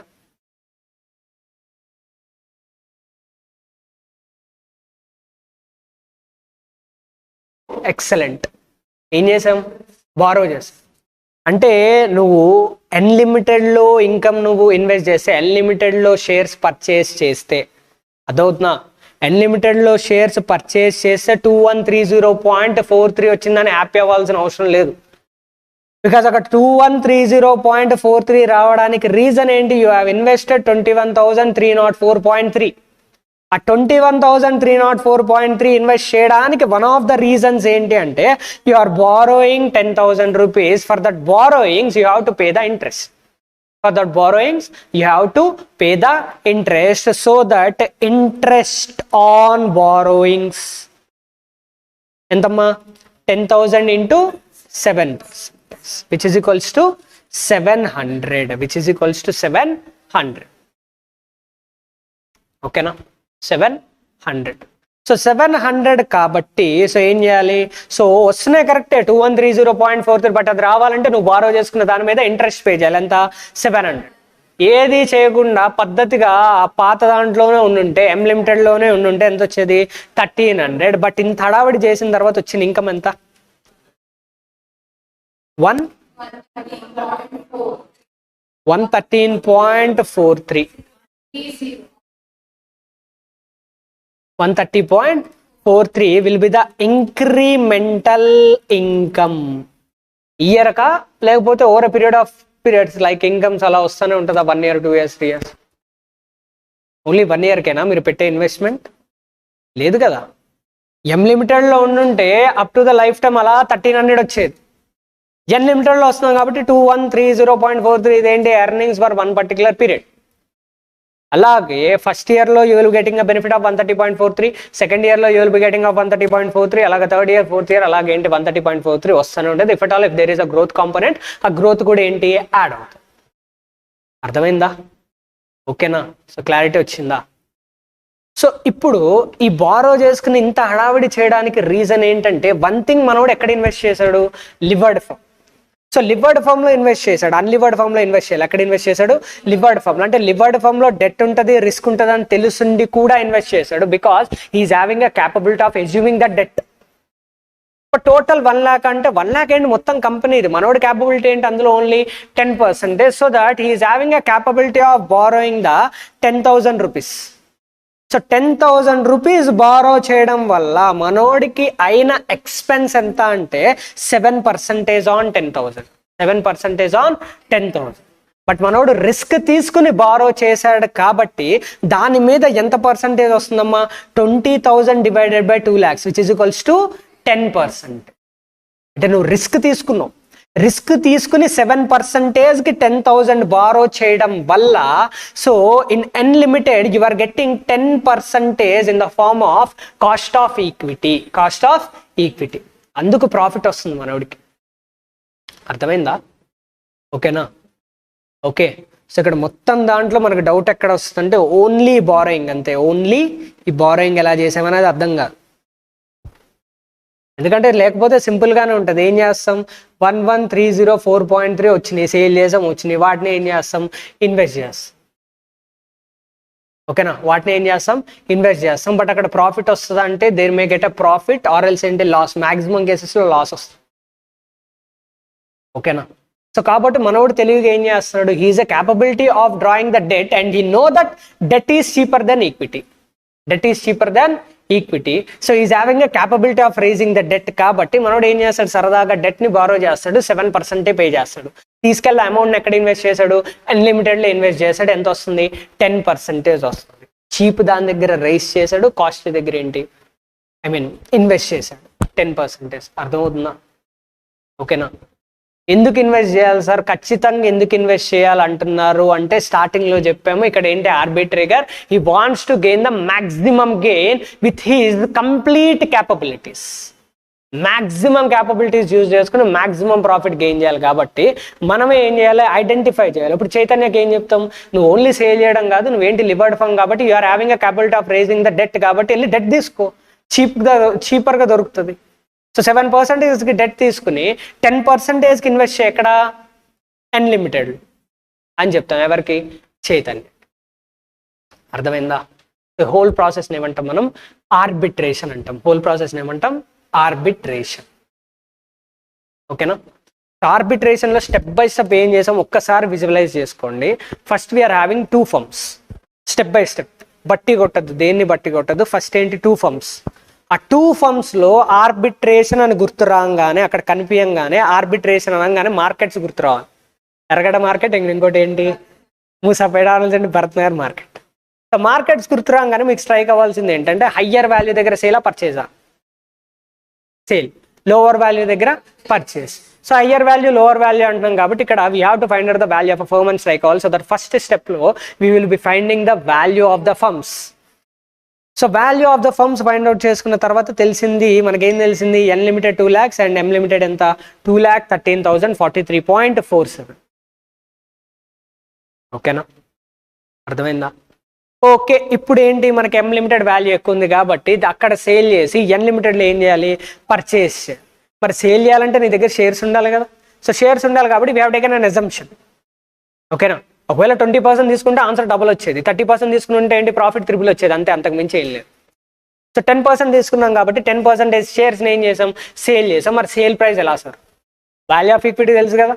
సో వాల్యూ ఆఫ్ ఈక్విటీ మీద 10% చేస్తే విల్ బి గెటింగ్ ఆ value of our old firm ఏంటది, ఎం లిమిటెడ్. సో 11,304.3. ఓకేనా. సో ఇప్పుడు ఒక డౌట్ రేస్ చేసుకోవాలి, ఆల్రెడీ మనం ఎక్కడ ఉన్నాం, levered firm. So levered firm కాబట్టి అందులో డెట్ ఉంది. సో డెట్ ఉంది కాబట్టి we have a capability of maintaining the debt. Debt తీసేసుకుందాం because debt is cheaper than equity, అందుకే మన ప్రాఫిట్ వచ్చింది. ఓకేనా, సరే డెట్ తీసేసుకో. సో డెట్ ఎంత తీసుకోవాలి సార్, 10%, 20%, 30% అని డౌట్ వస్తుంది. అంత హడావిడి చేయాల్సిన అవసరం లేదు. నీకు ఆల్రెడీ షేర్ ఎంత ఉంది కంపెనీలో, 10%. నువ్వు 10% షేర్ ఉంది కాబట్టి యూ హ్యావ్ అ కాపబుల్, అంటే it is just an assumption. అంటే యు ఆర్ అస్యూమింగ్ 10% రిస్క్ అన్నట్టు. You are 10% owner of that company.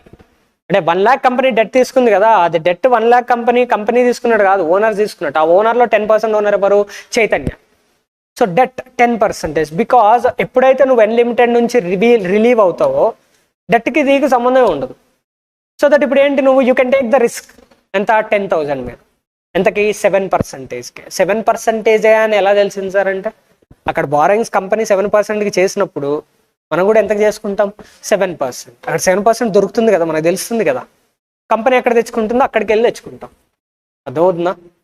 So okay, మన దగ్గర ఫండ్ ఎంత ఉంది, 21,304.3.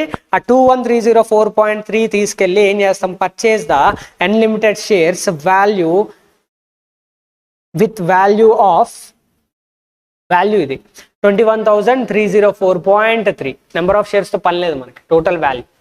సో ఇప్పుడు ఏంటి, ఇంక్రిమెంటల్ ఇన్కమ్ ఫైండ్ అవుట్ చేసుకుంటున్నాం. ఇన్కమ్ ఇన్ అన్లిమిటెడ్ అంటే ఇది న్యూ, ఇది ఓల్డ్. సో న్యూ కంపెనీలో టోటల్ తీసుకెళ్ళి ఎంత పడేసాం, 21,304.3. But we know that 2 lakhs invest చేస్తే 20,000 వస్తుంది, అంటే 10% రిటర్న్ లాగా. Okay, 10% return. మరి 10% రిటర్న్ అన్నప్పుడు మనం పెట్టిన ఇన్వెస్ట్మెంట్ మీద ఎంత వస్తుంది, 2,130.43. అండ్ అలాగే ఇంక్రిమెంటల్ అంటే ఇన్కమ్ ఇన్ ఓల్డ్ కంపెనీ ఎంత వచ్చి ఉండేది, నార్మల్ అయితే 13,000, మంది 10%. సో దట్ ఏంటి, earnings available to equity share holders into 10%, 1,300. But ఇక్కడ 21,304.3 రావడానికి రీజన్ ఏంటంటే వీఆర్ రేజింగ్ ద బారోయింగ్స్. ఎంత, 10,000 ఇంటూ 7%, 700. Total incremental income 130.43. ఇది పర్ యానం. ఓకే, ఇది one of the methods. Okay, ఇంకొక ఆల్టర్నేటివ్ ఉంటుంది. ఓకేనా, అర్థమైందా ఇది? ఓకే, సో ఇంకొక ఆల్టర్నేటివ్ ఏంటో చూద్దాం, జాగ్రత్తగా వినండి కొంచెం. ఓకే, సో అనదర్ ఆల్టర్నేటివ్, ఎలా చేసినా ఆన్సర్ కరెక్టే. ఓకేనా, ఎలా చేసిన ఏంటి, ఆన్సర్ కరెక్టే. సో జాగ్రత్త వినండి, another alternative. So another alternative కేసులో మొత్తం story same up to step 1. Steps note చేయలేదా? స్టెప్ 1 ఏం చేసాం, సేల్.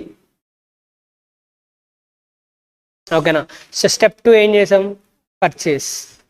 సో మధ్యలో స్టెప్ 2 అనేది బారోయింగ్స్కి వస్తుంది. బట్ ఏంటి, స్టెప్ 1 అక్కడ తీసుకుందాం, తర్వాత ఏంటి, స్టెప్ 2 పర్చేస్ చేసాం, తర్వాత ఏంటి, ఇంక్రిమెంటల్ ఇన్కమ్ స్టెప్ 2లో పడండి, ఏం కాదు.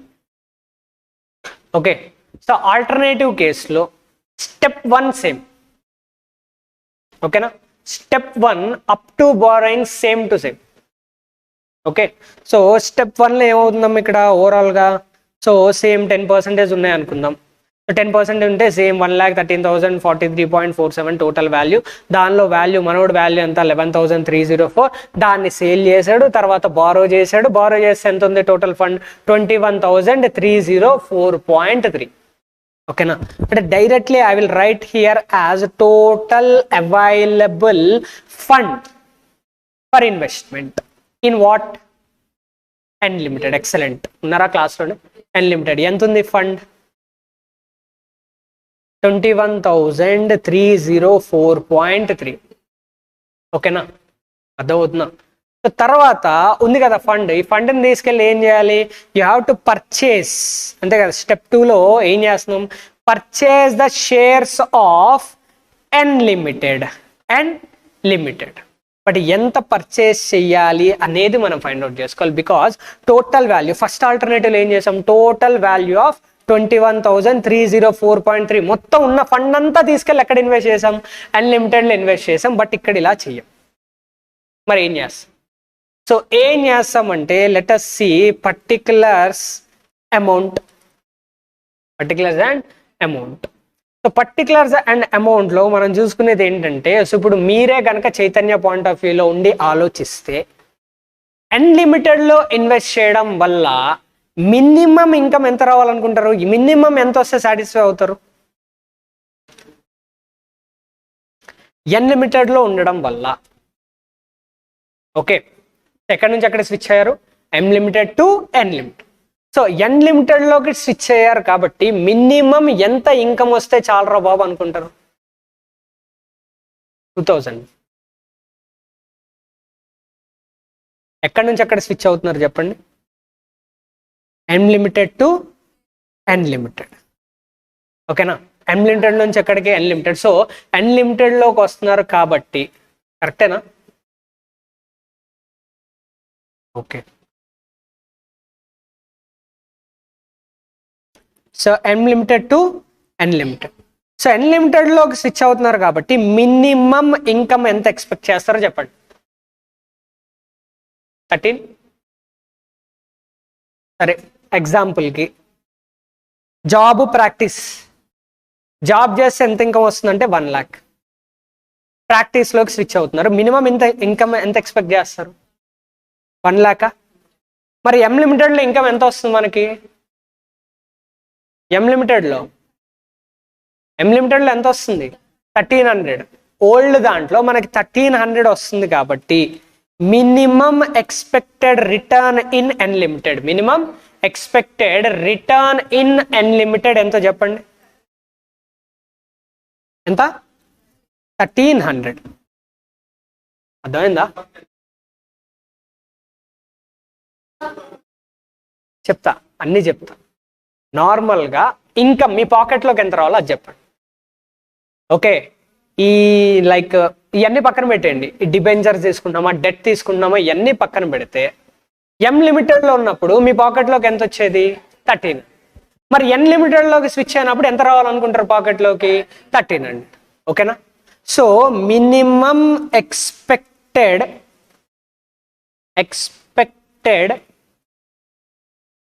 Return from unlimited. ఓకేనా?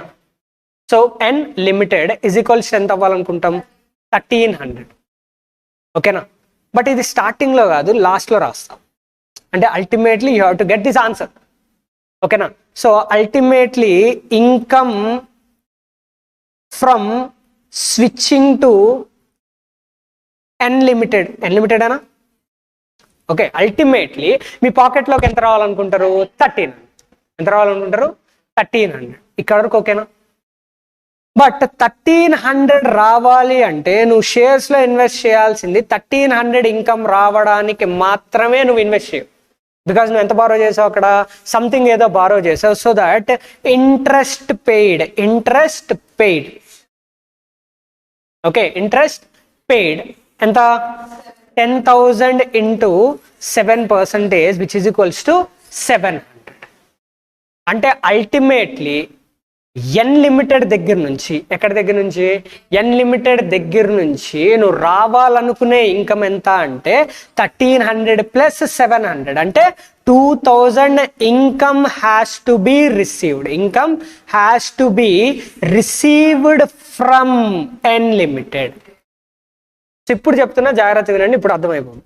ఓకే, అన్లిమిటెడ్ దగ్గర నుంచి ఇన్కమ్ ఎంత రావాలనుకుంటాం, 2000. సో అన్లిమిటెడ్ తీసుకో, పండగ చేసుకొని 2000 ఇస్తాం.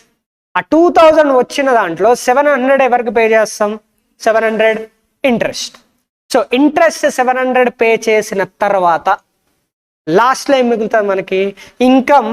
Ultimately income from switching from M limited to N limited, అంటే ఎన్ లిమిటెడ్ నుంచి వచ్చింది కాదు, ఇన్కమ్ ఫ్రమ్ స్విచ్చింగ్, అంటే ఇన్కమ్ ఫ్రమ్ ఆర్బిట్రేషన్ అనుకుంటే ఇంకా 5. ఇన్కమ్ ఫ్రమ్ ఆర్బిట్రేషన్ అంటే ఆర్బిట్రేషన్ చేయడం వల్ల ఫ్యూచర్లో వచ్చే ఇన్కమ్ ఎంత, 1300. ఇప్పుడు సాటిస్ఫైడ్ కదా, ప్రీవియస్లీ ఎం లిమిటెడ్ నుంచి 1300 వచ్చేది, ఇప్పుడు అల్టిమేట్లీ ఎన్ లిమిటెడ్ నుంచి 2000 వస్తుంది, తర్వాత ఇంట్రెస్ట్ పే చేస్తున్నాం, అల్టిమేట్లీ వీఆర్ లెఫ్ట్ విత్ 1300. సాటిస్ఫైడా? ఓకేనా?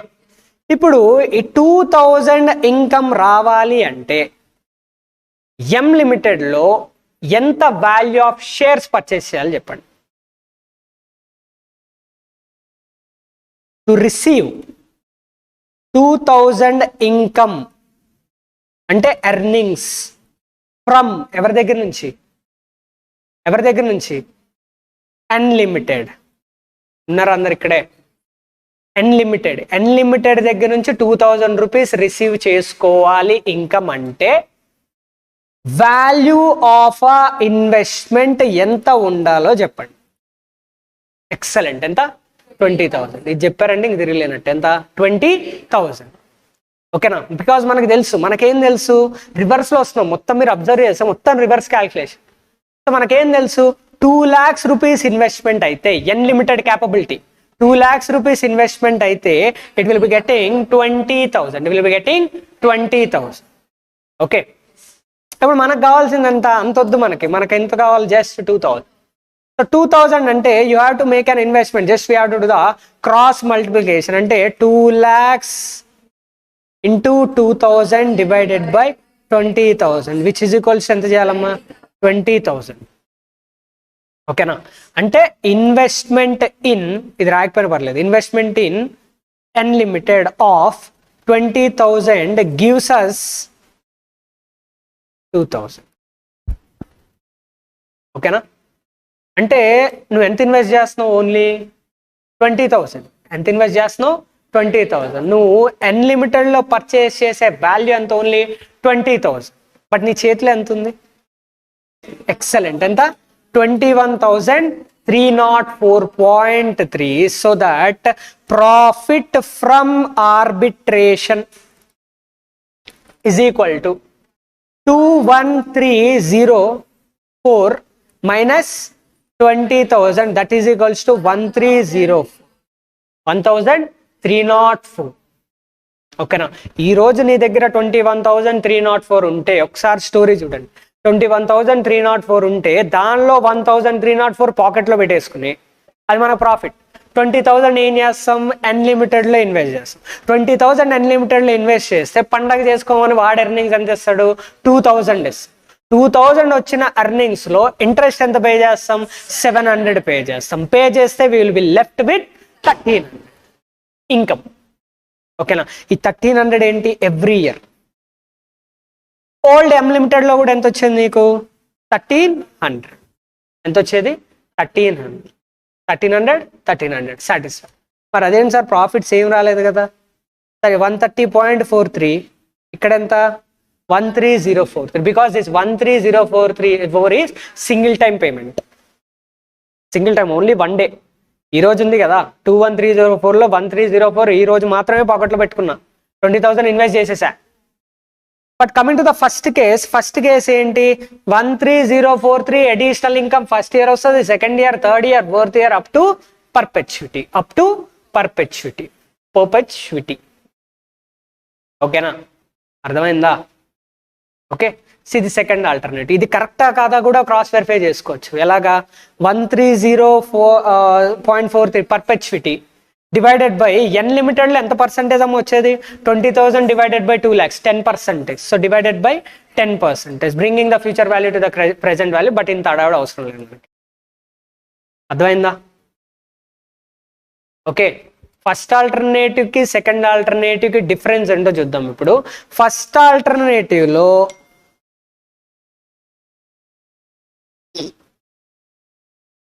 సెకండ్ ఆల్టర్నేటివ్ కదా ఇది. సో ఫస్ట్ ఆల్టర్నేటివ్ ఏం చేస్తామమ్మా, total proceeds will be invested.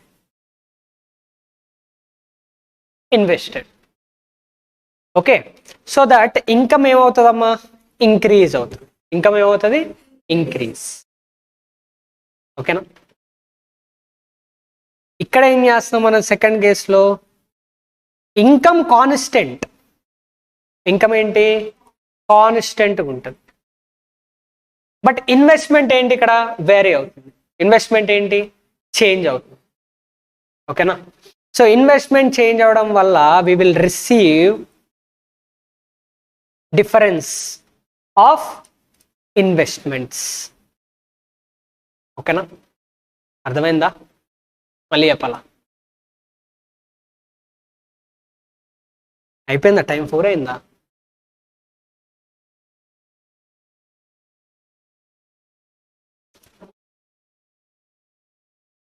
ఎక్కడ స్టార్ట్ చేసాం? సరే, ఇల్లుస్ట్రేషన్ 3 నోట్ చేయండి.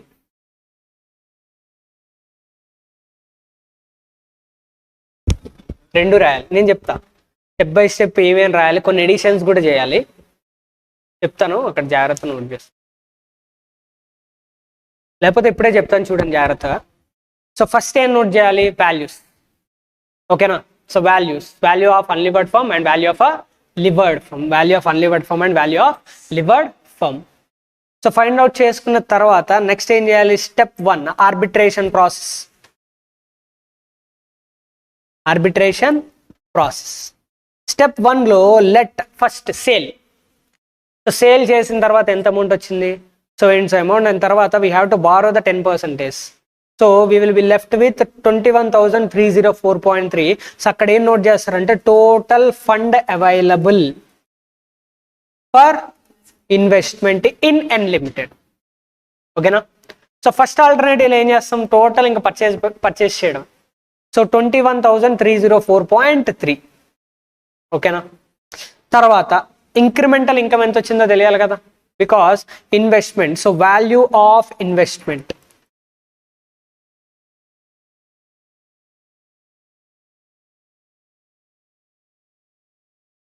పర్చేస్ అన్లిమిటెడ్ షేర్స్ వర్త్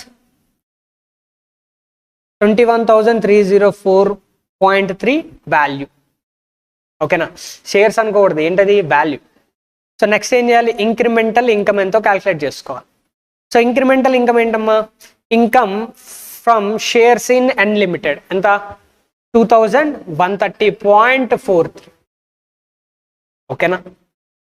తర్వాత ఏం చేసాం, ఇంక్రిమెంటల్ కాదు, normal income from the M limited ఎంత, 1,300. So income on borrowings, so అంటే నథింగ్ ఏంటి, ఇంట్రెస్ట్ పెయిడ్ ఎంత, 700. ఓకేనా?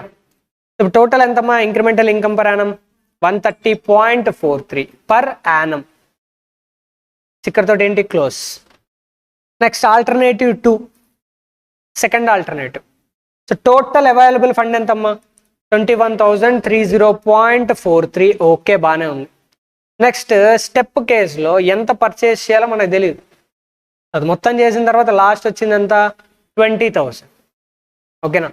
సో మనం రివర్స్లో వెళ్తున్నాం కాబట్టి ఫస్ట్ మనం నోట్ చేయాల్సింది ఏంటి, సేమ్ ఇదే ఫార్మాట్లో నోట్ చేయండి. బట్ థింకింగ్ ఎక్కడి నుంచి స్టార్ట్ అవుతుంది, income to be received from arbitration. ఓకేనా? So income to be received through arbitration అంటే నెట్ ఇన్కమ్ ఫ్రమ్ ఆర్బిట్రేషన్ ఎంత రావాలనుకుంటాం. So net income per annum, మళ్ళా ఇది అదే 1,300 ఓన్లీ 1 year కదా. Net income per annum to be received through arbitration 1300. మరి 1300 అని స్ట్రైక్ ఎలా అవుతుంది సార్ అంటే మన ఆల్టర్నేటివ్ ఏంటో అంత ఇన్కమ్ ఎక్స్పెక్ట్ చేస్తాం. ఓకేనా? అంటే income received from past company ఏంటది? M Limited. ఓకేనా? అర్థమవుతుందా? Income received from past company ఎంత వచ్చిందో మినిమం అంత రావాలనుకుంటాం. ఎంత? 1300. అర్థమైందా? రివర్స్లో వెళ్తాం. మరి 1300 అంటే ఓన్లీ 1300 కాదు, షేర్స్ నుంచి రావాల్సింది. బారో చేసుకున్నాం, సో 1300 రావాలి opportunity cost. At the same time interest, current pay చేసే కాస్ట్ ఎంత? 700. సో టోటల్ ఎంత రావాలనుకుంటాం? 2000 రావాలనుకుంటాం. So that income has to be received from unlimited, from investment in unlimited. అంతే కదా? సో 2000. మరి ఆ 2000 ఇన్కమ్ రావాలి అంటే టు రిసీవ్ 2000 ఇన్కమ్, నెక్స్ట్ ఇది నోట్ చేయాలి. ఇదేంటి? Balancing figure. అర్థమవుతుందా? ఇన్వెస్ట్మెంట్ ఎంత పెట్టాలని క్లారిటీ వచ్చింది మనకి. 20,000. 20,000 పెట్టాం కదా, ప్రాఫిట్ ఎంత? 21,304 minus 20,000 we get 1,304. First alternative సింపులా, సెకండ్ ఆల్టర్నేటివ్ సింపులా? ఫస్ట్. సర్లేండి, ఏదైతే చేయండి. బట్ ఐసీఐలో ఇచ్చింది మాత్రం సెకండ్ ఆల్టర్నేటివ్. మరి ఫస్ట్ ఆల్టర్నేటివ్ ఎందుకు చెప్పారు సార్ అంటే నెక్స్ట్ మనం డిస్కస్ చేసేది ఫస్ట్ ఆల్టర్నేటివ్లా ఉంటుంది, అందుకు. Second step.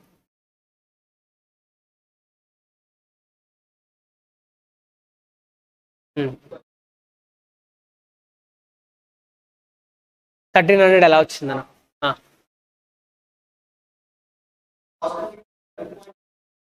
అవును.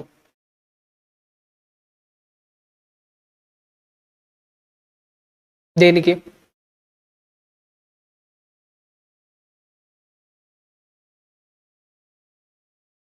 అవును.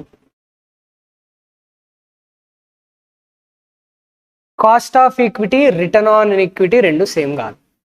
రిటర్న్ ఆన్ ఈక్విటీ అంటే బిజినెస్ ఇచ్చే return. Cost on equity, cost of equity అంటే ఏంటి? Expected return. ఇప్పుడు నువ్వు 13,000 ఇన్వెస్ట్ చేస్తే నీకు వచ్చే రిటర్న్ ఎంత? 13,000 ఇంటూ బిజినెస్ ఇచ్చే రిటర్న్ చూసుకోవాలి నువ్వు. లేదు, బిజినెస్ ఎంత రిసీవ్ చేసుకుంటే నేను చెప్తాను. ఎం లిమిటెడ్ కదా, సో ఎం లిమిటెడ్లో ఇన్కమ్ ఎంత వస్తుంది? 13,000. ఓకేనా? టోటల్ ఈక్విటీ షేర్ హోల్డర్స్కి ఎంత? 13,000 బిజినెస్ ఇచ్చే ఇన్కమ్. ఈ బిజినెస్ ఇచ్చే ఇన్కమ్లో నువ్వు పంచుకునేది ఎంత? As a 10% holder into 10%, that is equals ఎంత? 1,300 నువ్వు తీసుకునేది. అంతేగాని కాస్ట్ ఆఫ్ ఈక్విటీ అంత కదా నా ఇన్వెస్ట్మెంట్ మీద మల్టిప్లై చేస్తా అంటే that is your expectation. Expectation will not be equal to reality. అర్థమైందా? బోత్ ఆర్ సేమో, బోత్ ఆర్ నాట్ సేమో? Both are not same. అక్కడెక్కడో నేర్చుకున్నాం డివిడెండ్ డెసిషన్స్లో. ఓకేనా? సో అట్లా. అండ్ ఇంకేమైనా డౌట్స్ ఉన్నాయా? నోట్ చేసుకోండి. అర్థం కాల? థియరీ? ఎంఎం అప్రోచ్ థియరియా? ఏం లేదు MM approach. And one more thing, ఇక్కడ ఇంత కష్టపడి ఆర్బిట్రేషన్ చేయడానికి రీజన్ ఏంటి ఎంఎం వాళ్ళు అంటే, వాళ్ళు ఏం చెప్తున్నారు? ఈ ఆర్బిట్రేషన్ ప్రాసెస్ వల్ల వాల్యూ అనేవి సమ్ పాయింట్ ఆఫ్ టైం దగ్గర value of a levered firm will be equal to value of unlevered firm అంటున్నారు. సో అది ఎలాగవుతుంది అంటే, సో ఇప్పుడు ఎక్కడి నుంచి ఎక్కడికి స్విచ్ అవుతున్నాం మనం? M limited to N limited. అంటే లివర్డా unlimited? Levered to unlimited. But లివర్డా అన్లిమిటెడా మనకు సంబంధం లేదు. అల్టిమేట్లీ స్విచ్చింగ్ ఎలా జరుగుతుంది అంటే హై వాల్యూ దగ్గర నుంచి లో వాల్యూ. ఇప్పుడు హై వాల్యూ దగ్గర నుంచి లో వాల్యూకి స్విచ్ అవుతున్నాడు కాబట్టి ఇప్పుడు చైతన్య హై వాల్యూ నుంచి లో వాల్యూలోకి ఇన్వెస్ట్మెంట్ మార్చాడు. లో వాల్యూలో ఇన్వెస్ట్మెంట్ మార్చాడు కాబట్టి ఇప్పుడు లో వాల్యూ కంపెనీ తాలూకు వాల్యూ ఇంక్రీజ్ అవుతుందా, డిక్రీజ్ అవుతుందా? ఇంక్రీజ్ అవుతుంది. ఓకేనా? అలా ఇంక్రీజ్ అయ్యి ఒక పాయింట్ దగ్గర రెండు వాల్యూస్ ఏమవుతాయి? డిక్రీజ్ అవుతాయి. ఇది ఇంక్రీజ్ అవుతుంది, అక్కడ వాల్యూ ఏమవుతుంది? డిక్రీజ్ అవుతుంది. Because here the investment is withdrawn in high value company, లో వాల్యూ కంపెనీలో ఇన్వెస్ట్మెంట్. ఓకేనా? ఇలాగా ఆడుకుంటూ ఉంటారు అనమాట. దాని తర్వాత సమ్ పాయింట్ దగ్గర ఎం లిమిటెడ్ అన్లిమిటెడ్ స్విచ్ అయింది అన్లిమిటెడ్ వాల్యూ ఇంక్రీజ్ అయిపోతే దాని compare to the M limited, అప్పుడు మళ్ళీ ఏంటి ఇక్కడ నుంచి ఇక్కడికి స్విచ్. సో అది ఎలా జరుగుతుంది అంటే లివర్డ్ టు అన్లివర్డ్, అన్లివర్డ్ టు లివర్డ్. సో అన్లివర్డ్ టు లివర్డ్ ఎలా స్విచ్ అవుతుంది అనేది రేపటి ఎపిసోడ్లో చూద్దాం. ఓకేనా? సో అప్పటి వరకు మీకు ఏమైనా ఎక్సైట్మెంట్ ఉంటే, థ్రిల్ ఉంటే హోల్డ్ చేస్తుంది. థ్రిల్ కూడా ఉంటుంది అంటారా? డెట్ ఇంక్రీజ్ అయినా, cost of capital and value of a firm constant. అర్థమైందా?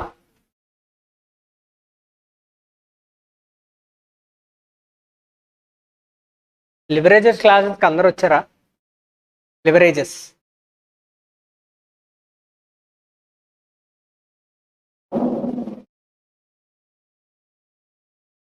లో థర్డ్ చెప్పుకున్నాం కదా, percentage change in sales percentage.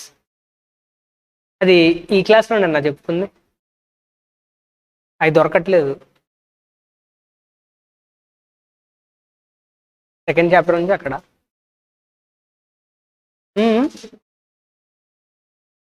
31st Jan.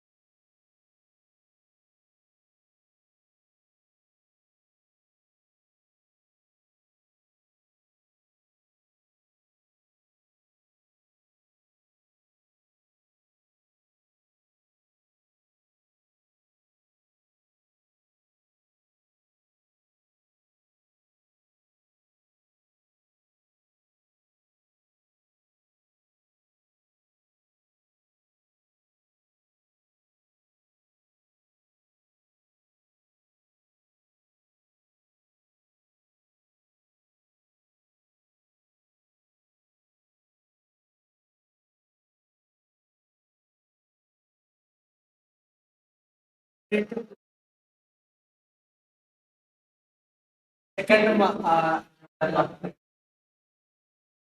another art.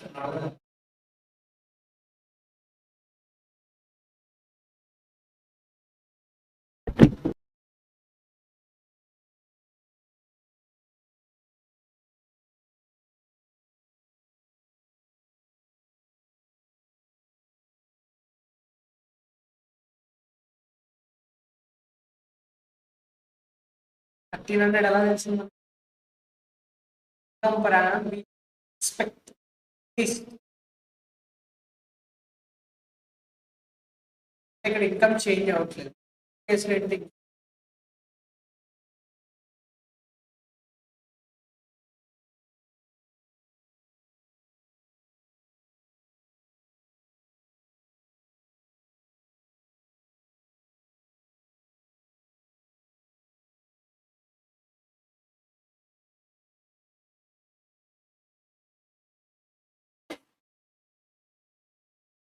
Option నేర్చుకోండి.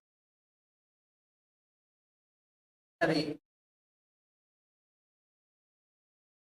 ఆప్షన్ నేర్చుకుంటే ఫర్దర్గా మనం డిస్కస్ చేసుకునే ప్రాబ్లమ్స్ ఏ ఆల్టర్నేటివ్ ఇచ్చి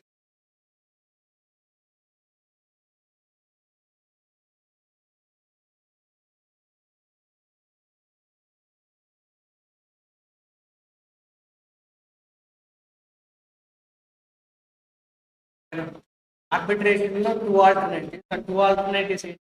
ఫస్ట్ ఆల్టర్నేటివ్ ఇన్కమ్ ఇంక్రీజ్ అవ్వదు.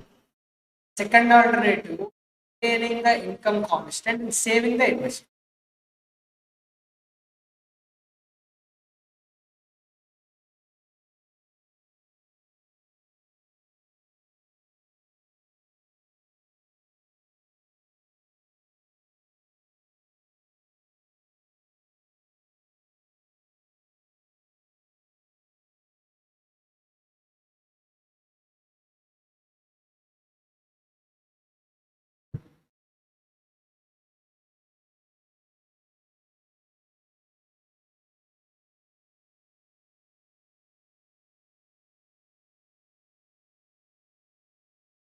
Take as the liver to unlivered.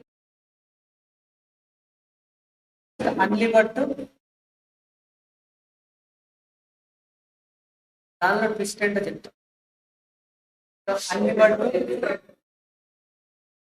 దాని బట్టి రెండు పిలుస్తాం.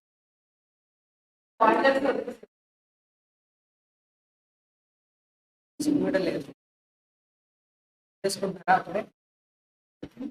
ఓకే.